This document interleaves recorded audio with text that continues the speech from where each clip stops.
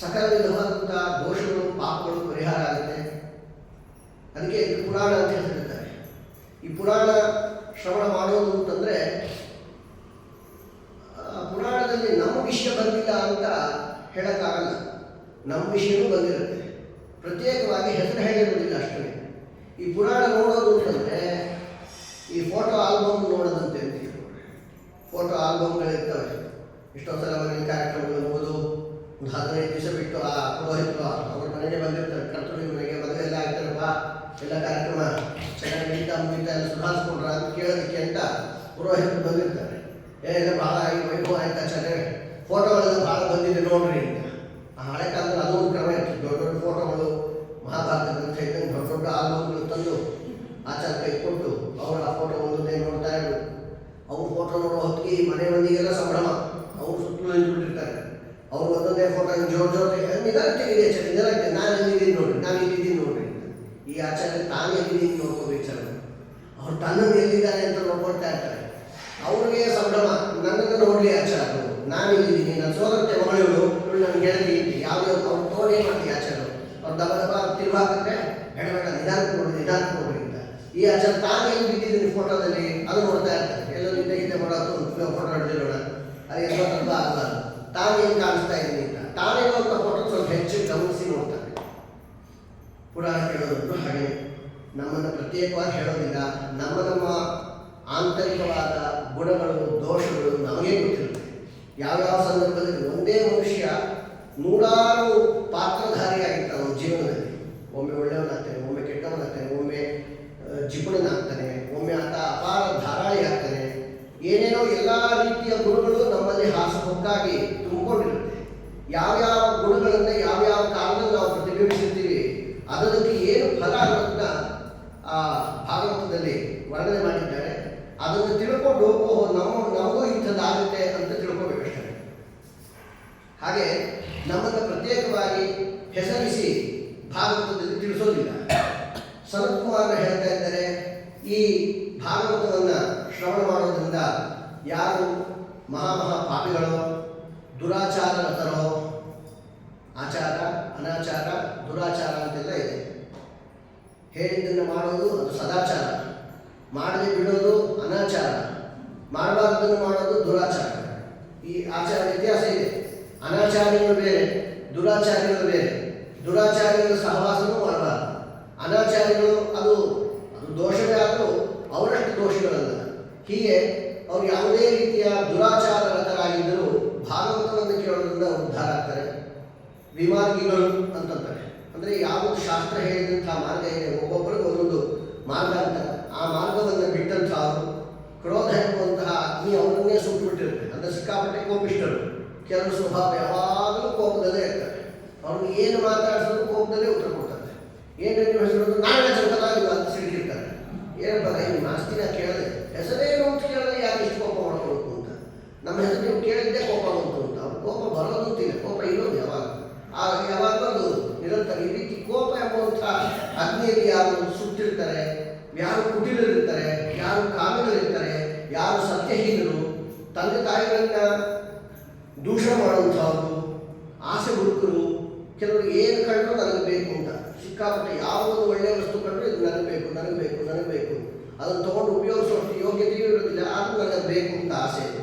ಈ ರೀತಿಯ ಆಸೆ ಪಡುವಂಥ ಸ್ವಭಾವದವರು, ಆಶ್ರಮ ಧರ್ಮಗಳನ್ನು ಬಿಟ್ಟಂಥವರು, ಡಾಂಭಿಕರು ಮತ್ತು ಮತ್ಸರಿಗಳು, ಇನ್ನೊಬ್ಬರನ್ನು ನೋಡಿ ಮಾತ್ಸರ್ಯ ಹೊಂದುವಂಥವ್ರು, ಯಾವಾಗಲೂ ಮತ್ತೊಬ್ಬರಿಗೆ ಹಿಂಸೆ ಮಾಡುವಂಥವ್ರು, ಅದು ಕಾಯಿಯನ್ನು ವಾಚ ಮನಸ 3 ರೀತಿಯಿಂದ ಇನ್ನೊಬ್ಬರಿಗೆ ಹಿಂಸೆಯನ್ನು ಕೊಡುವಂಥವ್ರು, ಪಂಚಮಹಾಪಾತಕಗಳನ್ನು ಮಾಡಿದಂಥವ್ರು, ಮೋಸಗಾರರು, ಕ್ರೂರಿಗಳು, ಪಿಶಾಚಿಗಳು, ನಿರ್ದಯಿಗಳು, ಬ್ರಹ್ಮಸ್ತ್ರವನ್ನು ಅಪಹರಣ ಮಾಡಿದಂಥವರು, ವ್ಯಭಿಚಾರ ಮಾಡಿದಂಥವರು, ಇದೇ ಮೊದಲಾದಂತಹ ಏನೇಚ ಪಾಪಾಹ, ಏನೇನು ಬೇರೆ ಬೇರೆ ರೀತಿಯಾದಂತಹ ಘೋರವಾದಂತಹ ಉಗ್ರ ಪಾಪಗಳಿದ್ದಾವೋ ಎಲ್ಲ ಪಾಪಗಳು ಕೂಡ ಶ್ರೀಮದ್ ಭಾಗವತದ ಶ್ರವಣದಿಂದ ಪರಿಹಾರ ಆಗುತ್ತೆ. ಅಂದಮೇಲೆ ಪಾಪ ಮಾಡದಿದ್ದವರು ಯಾರಿದ್ದಾರೆ? ಎಲ್ಲರೂ ಒಂದಲ್ಲ ಒಂದು ರೀತಿಯ ಪಾಪಗಳನ್ನು ಮಾಡ್ತಾನೆ ಇರ್ತಾರೆ. ಹಾಗಾಗಿ ಪ್ರತಿಯೊಬ್ಬರು ಶ್ರೀಮದ್ ಭಾಗವತದ ಶ್ರವಣಕ್ಕೆ ಮುಖ್ಯ ಅಧಿಕಾರಿಗಳು. ಅನೇಕರಿಗೆ ಅದೊಂದು ಭಯ ಗೊತ್ತಿರುತ್ತೆ, ನಾವು ಮಾಡಿರೋ ಪಾಪಗಳನ್ನು ತೊಳೆಯೋದಕ್ಕೆ ಭಾಗವತಕ್ಕೂ ಆಗೋದಿಲ್ಲ, ಆದ್ದರಿಂದ ನಾವು ಭಾಗವತ ಪ್ರವಚನಕ್ಕೆ ಹೋಗೋದಿಲ್ಲ ಅಂತ.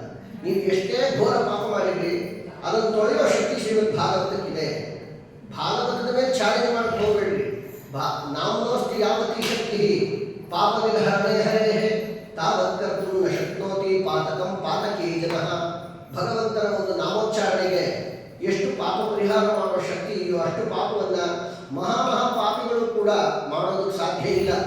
ಜಗತ್ತಿನಲ್ಲಿರುವ ಎಲ್ಲ ಪಾಪಿಷ್ಟರು ಒಂದು ಕಡೆ ಸೇರಿಕೊಂಡು ತಮ್ಮೆಲ್ಲ ಪಾಪವನ್ನು ಒಂದು ಕಡೆ ಇಟ್ಟು ಅದನ್ನ ಒಂದು ಸಲ ರಾಮ ಕೃಷ್ಣ ಗೋವಿಂದ ಅಂತಂದ್ರೆ ಅಷ್ಟು ಪಾಪಗಳು ಭಸ್ಮ. ಇಡೀ ಬ್ರಹ್ಮಾಂಡವನ್ನೇ ಪರಮ ಪವಿತ್ರಗೊಳಿಸುವಂತಹ ಶಕ್ತಿ ಆ ಭಗವಂತನ ನಾಮಸ್ಮರಣೆ ಇದೆ.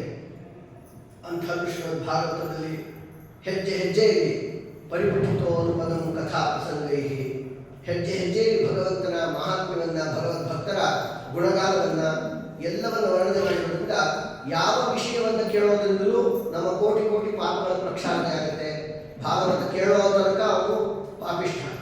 ಭಾಗವತ ಕೇಳಿ ಮುಗಿತು ಅಂದರೆ ಮರುಕ್ಷಣದಿಂದ ಅವನು ಪರಿಶುದ್ಧ ಅಂತ. ಭಾಗವತ ಒಂದೊಂದು ಅಕ್ಷರವನ್ನ ಅಲ್ಲಿ ಬೇಕಾಗಿದ್ದು ಶ್ರದ್ಧಾ ಭಕ್ತಿ ಮಾತ್ರ. ಭಕ್ತಿ ಪೂರ್ವಕವಾಗಿ ಅದನ್ನು ಶ್ರವಣ ಮಾಡಿದರೆ ಎಲ್ಲ ರೀತಿಯ ಪಾಪಗಳು ಪರಿಹಾರ ಆಗುತ್ತೆ. ನಮ್ಮ ಪಾಪಗಳು ಬಹಳ ಇದೆ ಅಂತ ಅಂಜ್ಕೊಳ್ಳೋ ಕಾರಣ ಇಲ್ಲ. ನಿಮಗೆ ಇದ್ರ ವಿಷಯದಲ್ಲಿ ಕಥೆ ಹೇಳ್ತಿ ಕೇಳಿದ್ರಿ ಅಂತ ಪದ್ಮಪುರಾಣ ಹೇಳ್ತದೆ. ಅತ್ರತೆ ಕೀರ್ತಯಿಷ್ಯಾಮಃ ಇತಿಹಾಸ ಪುರಾತನಂ ಯಸ್ಯ ಶ್ರವಣ ಮಾತ್ರೇಣ ಪಾಪಹಾನಿ ಪ್ರಜಾಯತೆ. ಈ ಕಥಾ ಕೇಳಿದ್ರೆ ಸಾಕು ಎಲ್ಲ ಪಾಪಗಳು ಪರಿಹಾರ ಆಗುತ್ತೆ. ತುಂಗಭದ್ರಾ ನದಿ ತೀರದಲ್ಲಿ ಒಂದು ವಿಶಿಷ್ಟವಾದಂತಹ ಪಟ್ಟಣದಲ್ಲಿ ಆತ್ಮದೇವ ಎನ್ನುವಂಥ ಬ್ರಾಹ್ಮಣ ಇದ್ದ. ಸರ್ವವೇದ ವಿಶಾರದರಾಗಿದ್ದಾರೆ. ಶ್ರೌತಕರ್ಮ ಸ್ಮಾರ್ತಕರ್ಮ ಎಲ್ಲರಲ್ಲೂ ಅತ್ಯಂತ ನಿಷ್ಣಾತ.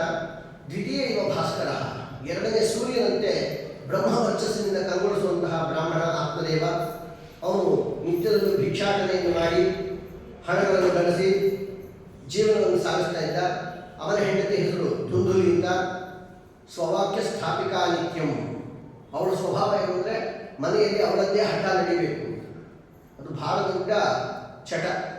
ಹೆಣ್ಣು ಮಕ್ಕಳಿಗೆ ಹಠ, ಗಂಡು ಮಕ್ಕಳಿಗೆ ಚಟ. ಅದಿತ್ತು ಒಂದು ಸಂಸಾರ ಹಾಳು.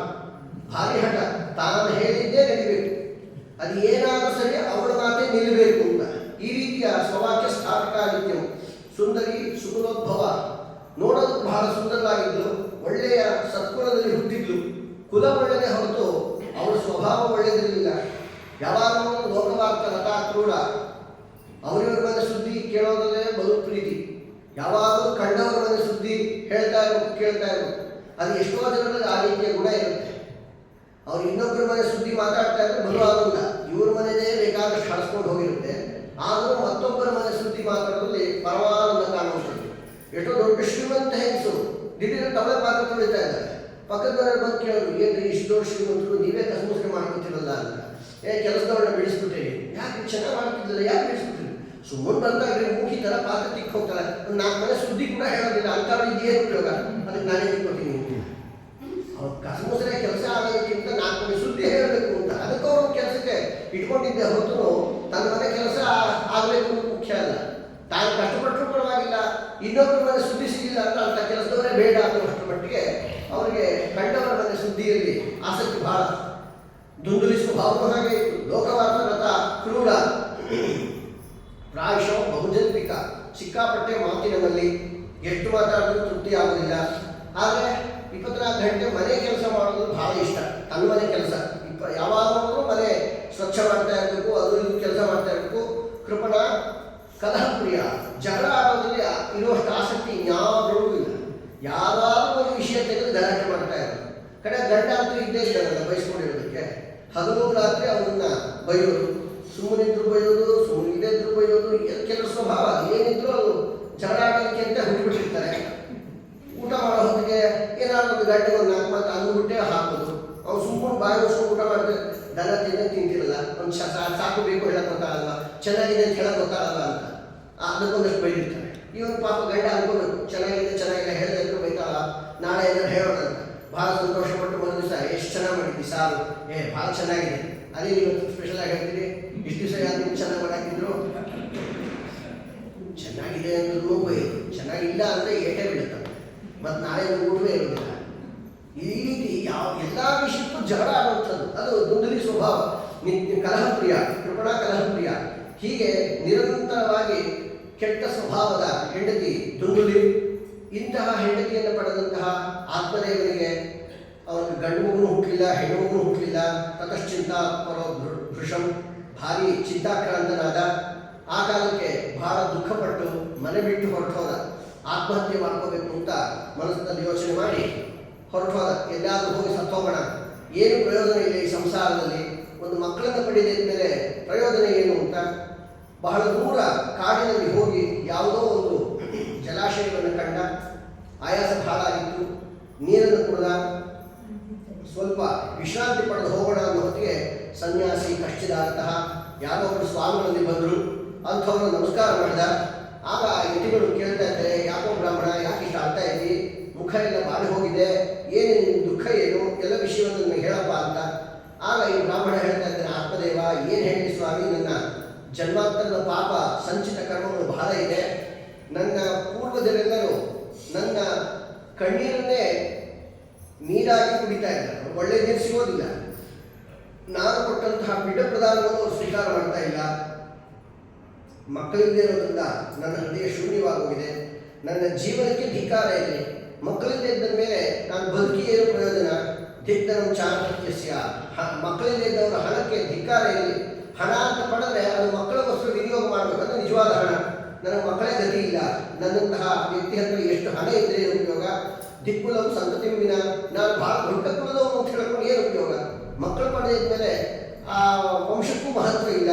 ಪಾಲ್ಯತೆಯ ಮಯಾಧೇನು ಸಾ ಬಂಧ್ಯಾ ಸರ್ವಥಾ ಭವೇ. ಏನಾದರೂ ಒಂದು ಗೋವನ್ನು ನಾವು ಕಾಪಾಡಿದ್ರೆ ಗೋವು ಕೂಡ ಬಂಜೆಯಾಗಿ ಉಳ್ಕೊಂಡಿದೆ. ನಮ್ಮ ಮನೆ ಅನ್ನ ತಿಂದಿದ್ದರಿಂದ, ನಾನು ಕೊಟ್ಟ ಹುಲ್ಲು ಸೊಪ್ಪು ತಿಂದಿದ್ದಕ್ಕೆ ಗೋವು ಕೂಡ ಅದಕ್ಕೆ ಮಕ್ಕಳಾಗಲಿಲ್ಲ. ಅದು ಬಂಧ್ಯ. ಬಂಧ್ಯ ಅಂದರೆ ಬಂಜೆ ಅಂತ ಅರ್ಥ. ಅದು ಬಂಜೆ ಆಗೋಯ್ತು, ಗೊಡ್ಡ ಆಕಳಾಗಿ ಕೂತ್ಬಿಟ್ಟಿದೆ. ಯೋ ಮಯ ಗೋಪಿತೋ ವೃಕ್ಷ ಸೋಪಿ ವಂದ್ಯತ್ವಮಾಶ್ರಯೇ. ನಾನೇನಾದರೂ ಒಂದು ಮರ ಗಿಡ ಮನೆಯಲ್ಲಿ ನೆಟ್ಟರೆ ಅದು ಕೂಡ ಫಲ ಕೊಡೋದಿಲ್ಲ, ಅದು ವಂದ್ಯತ್ವವನ್ನು ಹೊಂದಿಬಿಟ್ಟಿದೆ. ಯತ್ಫಲಂ ಮದ್ಗೃಹಾಯಾತಂ ತಚ್ಚ ಶೀಘ್ರಂ ವಿನಶ್ಯತಿ. ಮನೆಗೆ ಏನಾದರೂ ಎಲ್ಲರೂ ತಿನ್ನೋಣ ಅಂತ ಒಳ್ಳೆ ರಸಭರಿತವಾದ ಮಾವಿನ ಹಣ್ಣು ಬಾಳೆಹಣ್ಣು ತೊಗೊಂಡ್ಬಂದ್ರೆ ನಮ್ಮ ಮನೆಗೆ ಬರೋ ತನಕ ಹಣ್ಣು ಚೆನ್ನಾಗಿರುತ್ತೆ. ಮನೆಗೆ ಬಂದ ಕೂಡಲೇ ಕಪ್ಪು ಬಣ್ಣಕ್ಕೆ ಹಾಳಾಗೋದು, ಅದು ನೋಡಿದ ಕೂಡಲೇ ತಿನ್ನಬಾರ್ದು ಅಂತ. ಆ ರೀತಿ ಆಗುತ್ತೆ. ನನ್ನ ಪಾಪದ ಫಲ ಏನಂತ ಹೇಳಿ ಬಹಳ ದುಃಖ ಆಗಿದೆ. ಈ ದುಃಖದಿಂದ ನಾನು ಸತ್ತೋಗ್ಬೇಕು ಅಂತ ಸಂಕಲ್ಪ ಮಾಡ್ಕೊಂಡು ಓಡಿ ಬಂದೀನಿ, ಏನು ಮಾಡಲಿ ಅಂತ. ಆಗ ಆ ಯತಿಗಳು ಹೇಳ್ತಾ ಇದ್ದಾರೆ, ಮುಂಚಾಜ್ಞಾನ ಪ್ರಜಾರೂಪಂ ಬಲಿಷ್ಠ ಕರ್ಮಣೋಗತಿ. ಹೇ ಬ್ರಾಹ್ಮಣ, ಈ ಮಕ್ಕಳ ವಿಷಯದ ಅಜ್ಞಾನವನ್ನು ದೂರ ಮಾಡು. ವಿವೇಕಂತು ಸಮಾಸಾಧ್ಯ ತ್ಯಜ ಸಂಸಾರ ವಾಸನ. ವಿವೇಕವನ್ನು ಕೊಡಬೇಕು. ವಿವೇಕ ಅಂದ್ರೇನು? ವಿವೇಕ ಅಂದರೆ ಯುಕ್ತಾಯುಕ್ತ ಚಿಂತನಂ ವಿವೇಕ. ಯಾವುದು ಯುಕ್ತ ಯಾವುದು ಅಯುಕ್ತ ಅನ್ನೋದನ್ನ ವಿಭಾಗಿಸಿ ತಿಳ್ಕೊಳ್ಳೋದನ್ನೇ ವಿವೇಕ ಅಂತ ಕರೀತಾರೆ. ಬರೀ ಸುಮ್ಮನೆ ಮಕ್ಕಳಿಲ್ಲ ಅಂತ ಅರ್ಥ ಕೊಡಬೇಡ. ವಿವೇಕಿಯಾಗ ನಿನ್ನ ಹಣೆ ಬರಹ ಏನು ಅಂತ ನೋಡೋಣ ಅಂತ. ಕೆಲವರಿಗೆ ಮುಖ ನೋಡೋದ್ರಿಂದಲೇ ಜ್ಯೋತಿಷ್ಯ ಎಲ್ಲ ಗೊತ್ತಾಗುತ್ತೆ. ಜ್ಯೋತಿಷ್ಯ ಅನ್ನೋದು ಅನೇಕ ಪ್ರಕಾರ, ಒಂದು ರೀತಿ ಅಂತಿಲ್ಲ. ಜಾತಕ ನೋಡಿ ಹೇಳಬಹುದು, ಹಸ್ತ ಸಾಮುದ್ರಿಕ ನೋಡಿ ಹೇಳಬಹುದು, ಕಾಲಿನ ಗೆರೆಗಳನ್ನು ನೋಡಿ ಎಲ್ಲ ಇತಿಹಾಸ ಹೇಳಬಹುದು, ಹೆಬ್ಬೆಟ್ಟಿನ ರೇಖೆಗಳನ್ನು ನೋಡಿ ಹೇಳಬಹುದು, ಅಥವಾ ಅವ್ರ ಸಿಗ್ನೇಚರ್ ಮಾಡಿದ್ರೆ ಅದನ್ನ ಇಟ್ಕೊಂಡೇ ಜ್ಯೋತಿಷ್ಯ ಹೇಳ್ಬೋದು, ಹ್ಯಾಂಡ್ ರೈಟಿಂಗ್ ನೋಡ್ಕೊಂಡು ಹೇಳ್ಬೋದು, ದೇಹದ ಒಂದು ಕೂದಲು ಸಿಕ್ಕಿದ್ರೆ ಸಾಕು ಅದನ್ನ ಇಟ್ಕೊಂಡು ನೋಡಿ ಹೇಳ್ಬೋದು, ಅವರು ಸ್ಪರ್ಶ ಮಾಡಿದ ಒಂದಷ್ಟು ಮಣ್ಣು ಸಿಕ್ಕಿದ್ರೆ ಅದರಿಂದಲೂ ಜ್ಯೋತಿಷ್ಯ ಹೇಳ್ಬೋದು. ನಿಮಗೆ ಯಾವ್ದಾದ್ರು ಬರುತ್ತೆ ಅಂತ ಕೇಳಬೇಡಿ, ಹೀಗೆಲ್ಲ ಹೇಳಬಹುದು ಅನ್ನೋದು ಗೊತ್ತಿದೆ. ಹೀಗೆಲ್ಲ ಇಂಥ ಜ್ಯೋತಿಷ್ಯದ ಪ್ರಕಾರಗಳು ಅನೇಕ ಇದೆ. ಅದರಿಂದ ಯತಿಗಳು ಆತ್ಮದೇವನ ಮುಖವನ್ನು ನೋಡಿ ಹೇಳ್ತಾ ಇದ್ದಾರೆ, ಸಪ್ತ ಜನ್ಮಾವಧಿತವ ಪುತ್ರೋ ನೈವಚ ನೈವಚ. 7 ಜನ್ಮಕ್ಕೆ ನೀವು ಮಕ್ಕಳಾಗುವುದಿಲ್ಲ. ಯಾಕೆ ಮಾತಾಡ್ತಿದ್ದಿ ಮಕ್ಕಳಾಗಬೇಕು ಅಂತ? ನಿನ್ನ ಹಣೆಯಲ್ಲಿ ಬರಲಿಲ್ಲಪ್ಪ ಬಿಟ್ಬಿಡೋದಿಲ್ಲ. ಆಗ ಅವನು ಬಹಳ ದುಃಖಪಟ್ಟ. ಇನ್ನು 7 ಜನ್ಮಕ್ಕೆ ಮಕ್ಕಳಿಲ್ಲ, ಅದನ್ನು ನನಗೆ ತಡೆಯೋದಕ್ಕೆ ಸಾಧ್ಯ ಇಲ್ಲ ಸ್ವಾಮಿ. ಮುಂದಿನ 7 ಜನ್ಮ 8 ಜನ್ಮದಲ್ಲಿ ಆಗದೇ ಇದ್ರೂ ಪರವಾಗಿಲ್ಲ, ಈ ಜನ್ಮದಲ್ಲಂತೂ ನನ್ನ ಮಕ್ಕಳು ಬೇಕೇ ಬೇಕು. ಏನಾದರೂ ಮಾಡಿ ಉದ್ಧಾರ ಮಾಡಿ ನನಗೆ ಮಕ್ಕಳು ಆಗಲೇಬೇಕು ಅಂತ ಹಠ ಮಾಡಿದ. ಆಗ ಫಲಬೇಕಂ ಸದತ್ತವ. ಆ ಋಷಿಗಳು ಸ್ವಾಮಿಗಳು ಈ ಆತ್ಮದೇವನಿಗೆ ಒಂದು ಹಣ್ಣನ್ನು ಕೊಟ್ಟರು. ಇದಂ ಭಕ್ಷಯ ಪತ್ನಿಯ ತ್ವಂ ತತ ಪುತ್ರೋ ಭವಿಷ್ಯತಿ. ನೀನು ಹೆಂಡತಿಗೆ ಇದನ್ನು ತಿನ್ಸಪ್ಪ, ಅದರಿಂದ ನೀನು ಮಕ್ಕಳಾಗ್ತವೆ ಅಂತ. ಈ ಹಣ್ಣನ್ನು ತಿಂದಾಗ ನಿನ್ನ ಹೆಂಡತಿ ಗರ್ಭವತಿ ಆಗ್ತಾಳೆ. ಈ ಹಣ್ಣು ತಿಂದಾಗಿಂದ ಮಗು ಹುಟ್ಟೋ ತನಕ ಸುಳ್ಳು ಮಾತಾಡಬಾರ್ದು, ಮಡಿಯಲ್ಲೇ ಊಟ ಮಾಡಬೇಕು, ದಯಾಗುಣವನ್ನು ಹೊಂದಿರಬೇಕು. ಯಾರ್ಯಾರು ಏನು ಆಸೆ ಪಡ್ತಾರೆ ಅದನ್ನೆಲ್ಲ ದಾನಗಳನ್ನು ಕೊಡಬೇಕು. ದಿನ 1 ಹೊತ್ತು ಮಾತ್ರ ಊಟ ಮಾಡಬೇಕು. ಇದೆಲ್ಲ 1 ವರ್ಷದ ತನಕ ಈ ನಿಯಮಗಳನ್ನು ಪಾಲನೆ ಮಾಡಿದ್ರೆ ನಿನಗೆ ಒಳ್ಳೆ ಮಗ ಹುಟ್ಟುತ್ತಾನೆ ಅಂತ. ಆ ಕಾಲಕ್ಕೆ ಅದನ್ನು ತಗೊಂಬಂದು ತನ್ನ ಹೆಂಡತಿ ದುಂದುಲಿಗೆ ಆತ್ಮದೇವ ಕೊಟ್ಟ. ಅದನ್ನು ತಗೊಂಡು ಕೂಡಲೇ ಅಹೋ ಚಿಂತಾಮೋತ್ಪನ್ನ ಫಲಂ ಚಾಹಂನ ಭಕ್ಷಯೇ. ಅವಳು ಭಾಳ ದುಃಖ ಆಗೋದು. ಏನು ಆರಾಮಿದ್ದಪ್ಪ ನೆಮ್ಮದಿಯಾಗಿ ಈ ಗಂಡ ಹೋಗಿ ಯಾರನ್ನೋ ಕೇಳ್ಕೊಂಡು ಏನೋ ಹಣ್ಣು ಮೇಲೆ ತಂದು ಕೊಟ್ಟಿಯಾನೆ, ಇದನ್ನು ತೊಗೊಂಡ್ರೆ ಸುಳ್ಳು ಮಾತಾಡಬಾರ್ದಂತೆ, ಇದಕ್ಕಿಂತ ಇನ್ನೊಂದು ದುಃಖ ಊಟ ಮಡಿಲೇ ಊಟ ಮಾಡ್ಬೇಕಂತೆ, ಅದು ಇನ್ನೂ ದೊಡ್ಡ ದುಃಖ. ದಯಾಗುಣ ಹೋಗ್ಬೇಕಂತ ಅದು ಮತ್ತು ದುಃಖ. ನಾವು ಯಾವಾಗ ಕೋಪದಲ್ಲಿ ಇನ್ನೊಬ್ಬರನ್ನು ಬೈಯೋದು ಹಿಂಸೆ ಪಡಿಸೋದು ಇದರೊಳಗಾಗುವಷ್ಟು ಆನಂದ ದಯಾಗುಣದಿಂದ ಆಗ್ತಾ ಇಲ್ಲ. ದಾನಗಳನ್ನು ಕೊಡಬೇಕಂತೆ. ನಾವು ತೊಗೊಂಡ ಅಭ್ಯಾಸ ಹೊರತು ಕೊಟ್ಟ ಅಭ್ಯಾಸ ಇಲ್ಲ. ಏನು ಮಾಡೋದು? ಇಂಥ ನಿಯಮಗಳನ್ನೆಲ್ಲ ಹೇಳ್ತಾರೆ. ಈ ಹಣ್ಣನ್ನು ಯಾಕಾದರೂ ತಂದು ನಾವು ತಿನ್ನು ಒದ್ದಾಡಿಸ್ತಾ ಇದ್ದಾನೆ, ಇದನ್ನು ತಿನ್ನೋದ್ರಿಂದ ನಾನು ಗರ್ಭವತಿ ಆಗ್ತೀನಂತೆ. ಗರ್ಭಿಣಿ ಅಂತಾದರೆ ನನ್ನ ಊಟ ಕಡಿಮೆ ಆಗುತ್ತೆ. ಕ್ರಮೇಣ ಸ್ವಲ್ಪ ಭಕ್ಷ್ಯ ತಥೋ ಶಕ್ತಿ. ಊಟ ಕಡಿಮೆ ಆಗ್ತಾ ಶಕ್ತಿಯೂ ಕಡಿಮೆ ಆಗೋಗುತ್ತೆ. ಆಮೇಲೆ ಗೃಹ ಕಾರ್ಯ ಕಥಂ ಭವೆ, ಮನೆ ಕೆಲಸಗಳೆಲ್ಲ ಹೆಂಗೆ ನಡೆಯುತ್ತೆ, ಇದೆಲ್ಲ ಭಾರಿ ಚಿಂತೆ. ಮುಂದಿಂದೆಲ್ಲ ಯೋಚನೆ ಮಾಡ್ತಾ ಇದ್ದಾಳೆ. ಮತ್ತು ಆ ಮಗುವನ್ನು ಹೊಟ್ಟೆಯಿಂದ ಅದನ್ನು ಬೆಳೆಸಬೇಕು, ನಾನಾ ರೀತಿಯಿಂದ ಅದು ಒದ್ದಾಡಿಸ್ತಾ ಇರುತ್ತೆ. ಅದು ಹೊಟ್ಟೆ ಇದ್ದದ್ರಿಂದ ನಮ್ಮ ಆಹಾರ ವಿಹಾರಗಳೆಲ್ಲ ಕೆಟ್ಟು ಹೋಗ್ತವೆ. ಹೆಣ್ಣದನ್ನು ಕುಡ್ದಾಡಕ್ಕೆ ಬರೋದಿಲ್ಲ, ಎಲ್ಲಂದ್ರೂ ಓಡೋದಕ್ಕೆ ಸಾಧ್ಯ ಇಲ್ಲ, ನಿದ್ದೆ ಬರೋದಿಲ್ಲ, ಹುಚ್ಚುಚ್ಚಾಗುತ್ತೆ, ಊಟ ಸೇರೋದಿಲ್ಲ. ಈ ಮಗು ಹುಟ್ಟೋ ಕಾಲಕ್ಕಂತೂ ಭಯಂಕರ ವೇದನೆ ಅಂತೆ. ಅದು ಪ್ರಸವ ವೇದನೆ ಅಂತಂದರೆ ಹೆಣ್ಣುಮಕ್ಕಳಿಗೆ ಒಂದು ಪುನರ್ಜನ್ಮ. ಅಂಥ ಒಂದು ಮರುಹುಟ್ಟನ್ನು ಪಡಿಬೇಕಾದಂಥ ಪರಿಸ್ಥಿತಿ ಮಗುವನ್ನು ಹಡಿಯೋ ಕಾಲಕ್ಕೆ ಅಷ್ಟು ವೇದನೆ ಆಗುತ್ತೆ ಅಂತ ಶಾಸ್ತ್ರಗಳಲ್ಲಿ ಕೇಳಿದ್ದೀನಿ. ಅದನ್ನು ಹೇಗೆ ನಾನು ಅನುಭವಿಸೋದು? ಆ ದುಃಖ ಎಲ್ಲ ಪಡಬೇಕು. ದೇವರ ದಯದಿಂದ ನೆಟ್ಟೆ ಹುಟ್ಟಿದ್ರು ವಾಸಿ. ಅಕಸ್ಮಾತ್ ಅದೇ ತಿರಿಯಚ್ಚೇದಾಗತೋ ಗರ್ಭ ತದಾಮೇ ಮರಣಂ ಭವೆ. ಆ ಮಗು ಅಡ್ಡಡ್ಡ ಹುಡ್ಕೊಂಡ್ಬಿಡ್ತು ಅಂದ್ರೆ ನಾನು ಸತ್ಯ ಹೋಗ್ತೀನಿ. ಇಂಥ ಒಂದು ಭಯಾನಕವಾದಂಥ ದುಃಖ. ಮಗು ಹುಟ್ಟಿದ ಮೇಲೂ ದುಃಖ.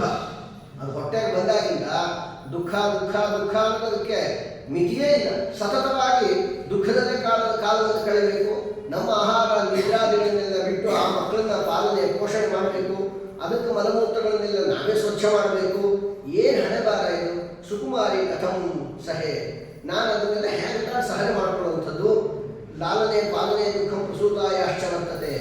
ಇದು ಮಗುವನ್ನು ಬೆಳೆಸೋದು ಕಷ್ಟ. ಕಡೆಗೆಲ್ಲ ಆದಮೇಲೆ ಆ ಮಕ್ಕಳು ಅಪ್ಪ ಅಮ್ಮನ ಕೇಳ್ತಾರೆ, ಏನು ಮಾಡಿದ್ದೀರಿ ನನಗೋಸ್ಕರ ನೀವು ಅಂತ. ಏನು ಮಾಡಿದ್ದು ಅಂತ ಏನು ಹೇಳೋದಿದೆ? ಇಷ್ಟೆಲ್ಲ ಕಷ್ಟಪಟ್ಟರು ಆ ಮಕ್ಕಳಿಂದ ಸುಖ ಆಗುತ್ತೆ ಅಂತ ನಿಯಮ ಇಲ್ಲ. ನನಗೆ ಈ ಮಕ್ಕಳನ್ನ ಪಡೆಯೋದು ಕಂಡು ಬಹಳ ದುಃಖ ಆಗುತ್ತೆ, ಕೋಪ ಬರುತ್ತೆ. ಅವಳೊಂದು ಅದ್ಭುತವಾದ ಸ್ಟೇಟ್ಮೆಂಟ್ ಕೊಟ್ಟರು. ಪ್ರಪಂಚದಲ್ಲಿ ಹೆಣ್ಣು ಮಕ್ಕಳಾಗಿ ಸುಖವಾಗಿರ್ಬೇಕಂದ್ರೆ 2 ರೀತಿಯವರು. ವಂದ್ಯಾವ ವಿಧವಾನಾಗಿ ಸುಖಿನಿ ಚೇತನೆ ಮತಿ. ಯಾರಿಗೆ ಮಕ್ಕಳೇ ಹುಟ್ಟೋದಿಲ್ಲ, ಬಂಜೆಯರಾಗಿರ್ತಾರೆ, ಅವರು ನೆಮ್ಮದಿಯಾದ ಜೀವನ ನಡೆಸಬಹುದು. ಅಥವಾ ಮದುವೆ ಆಗಬೇಕು, ಬೇಗ ಗಂಡ ಸತ್ತು ಹೋಗಬೇಕು, ಅಥವಾ ಸುಖವಾಗಿರ್ಬೋದು. ಈ ಸುಳ್ಳಾಡಿ ಗಂಡ ಪಂಡ ಅಂತೆಲ್ಲ ಇಟ್ಕೊಂಡು ಅವ್ರಿಗೇನೂ ಕಷ್ಟ ಇಲ್ಲ.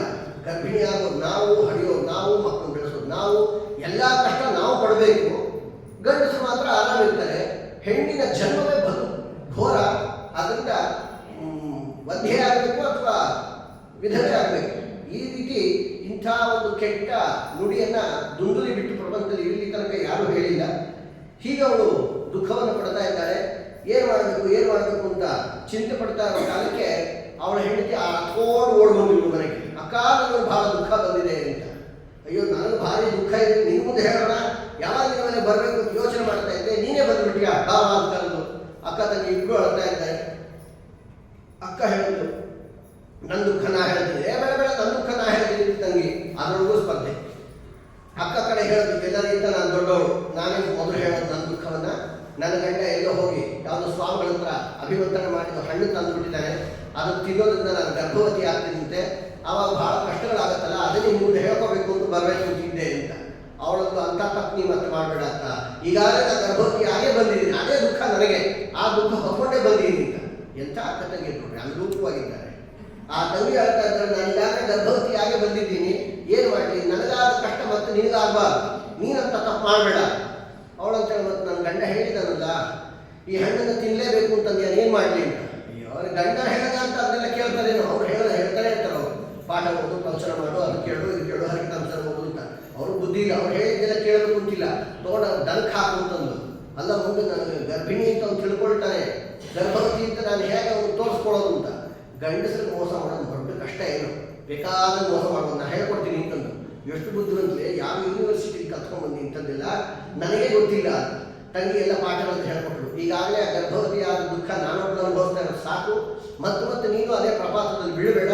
ಆ ಹಣ್ಣನ್ನು ತೊಗೊಂಡೋಗಿ ಗೋಷ್ಠದಲ್ಲಿ ಬಿಸಾಡುತ್ತದೆಯಾಳೆ. ಅದರಂತೆ ದನಕ್ಕೆ ಹಣ್ಣನ್ನು ಹಾಕಿದ್ದಾಯಿತು. ಇವಳು ಗರ್ಭವತಿ ಆದ್ಲು ಅಂತ ಆತ್ಮದೇವ ಸಂತೋಷಪಟ್ಟ. ತಂಗಿ ಹೇಳ್ಕೊಟ್ರು, ದಿನ ಹೊಟ್ಟೆ ಒಂದು ಬಟ್ಟೆ ಕಟ್ಕೊತಾ ಬಾ, ಹೊಟ್ಟೆ ಮುಂದೆ ಬರ್ತಾ ಇದೆ ಅಂತ ಗಂಡ ಆನಂದ ಪಡ್ತಾನೆ. ಹೊಟ್ಟೆಯಲ್ಲಿ ಗರ್ಭ ಇದೆ ಅಂತ ಗಂಡಸರಿಗೆ ಏನು ಗೊತ್ತಾಗುತ್ತೆ? ಹೊಟ್ಟೆಯಲ್ಲಿ ಗರ್ಭ ಇದೆ ಅಂತಂದ್ರೆ ಆಯಿತು. ಅದು ಬಯಕೆ ಪಡ್ಬೋದಲ್ಲ, ಬೇಕಾದಷ್ಟು ಬಯಕೆಗಳನ್ನು ಹೇಳ್ತಾ ಇದ್ರೆ ಆಯಿತು.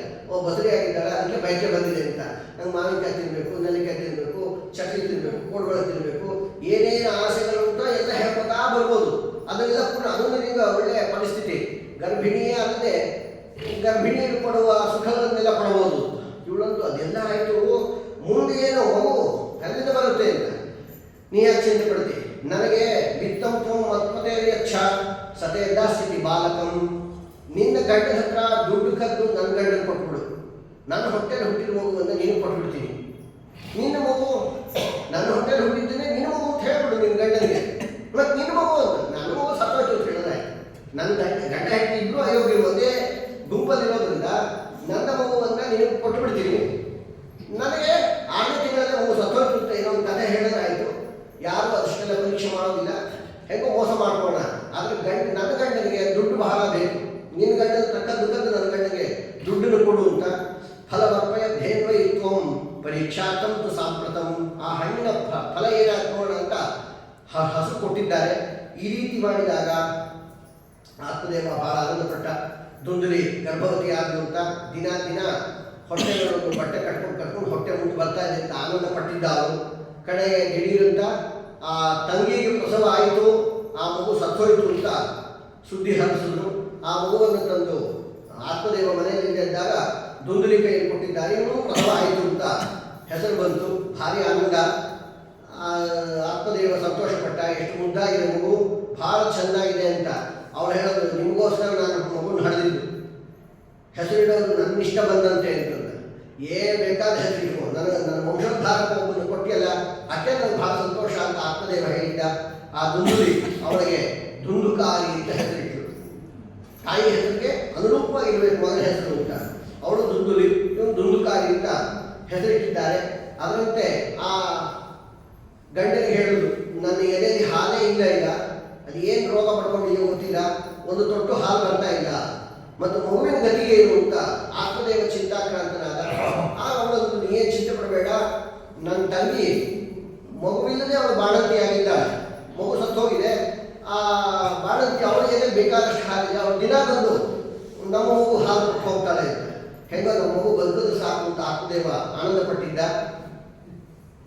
ಅದೇ ಕಾಲಕ್ಕೆ ಈ ದುಂದುಕಾರಿಗೆ 3 ತಿಂಗಳು ವಯಸ್ಸಾಗ್ತಾ ಇದ್ದಂತೆ ಹಸುವಿನ ಹೊಟ್ಟೆಯಲ್ಲಿ ಒಂದು ಬಾಲಕನೇ ಹುಟ್ಟುಬಿಟ್ಟ.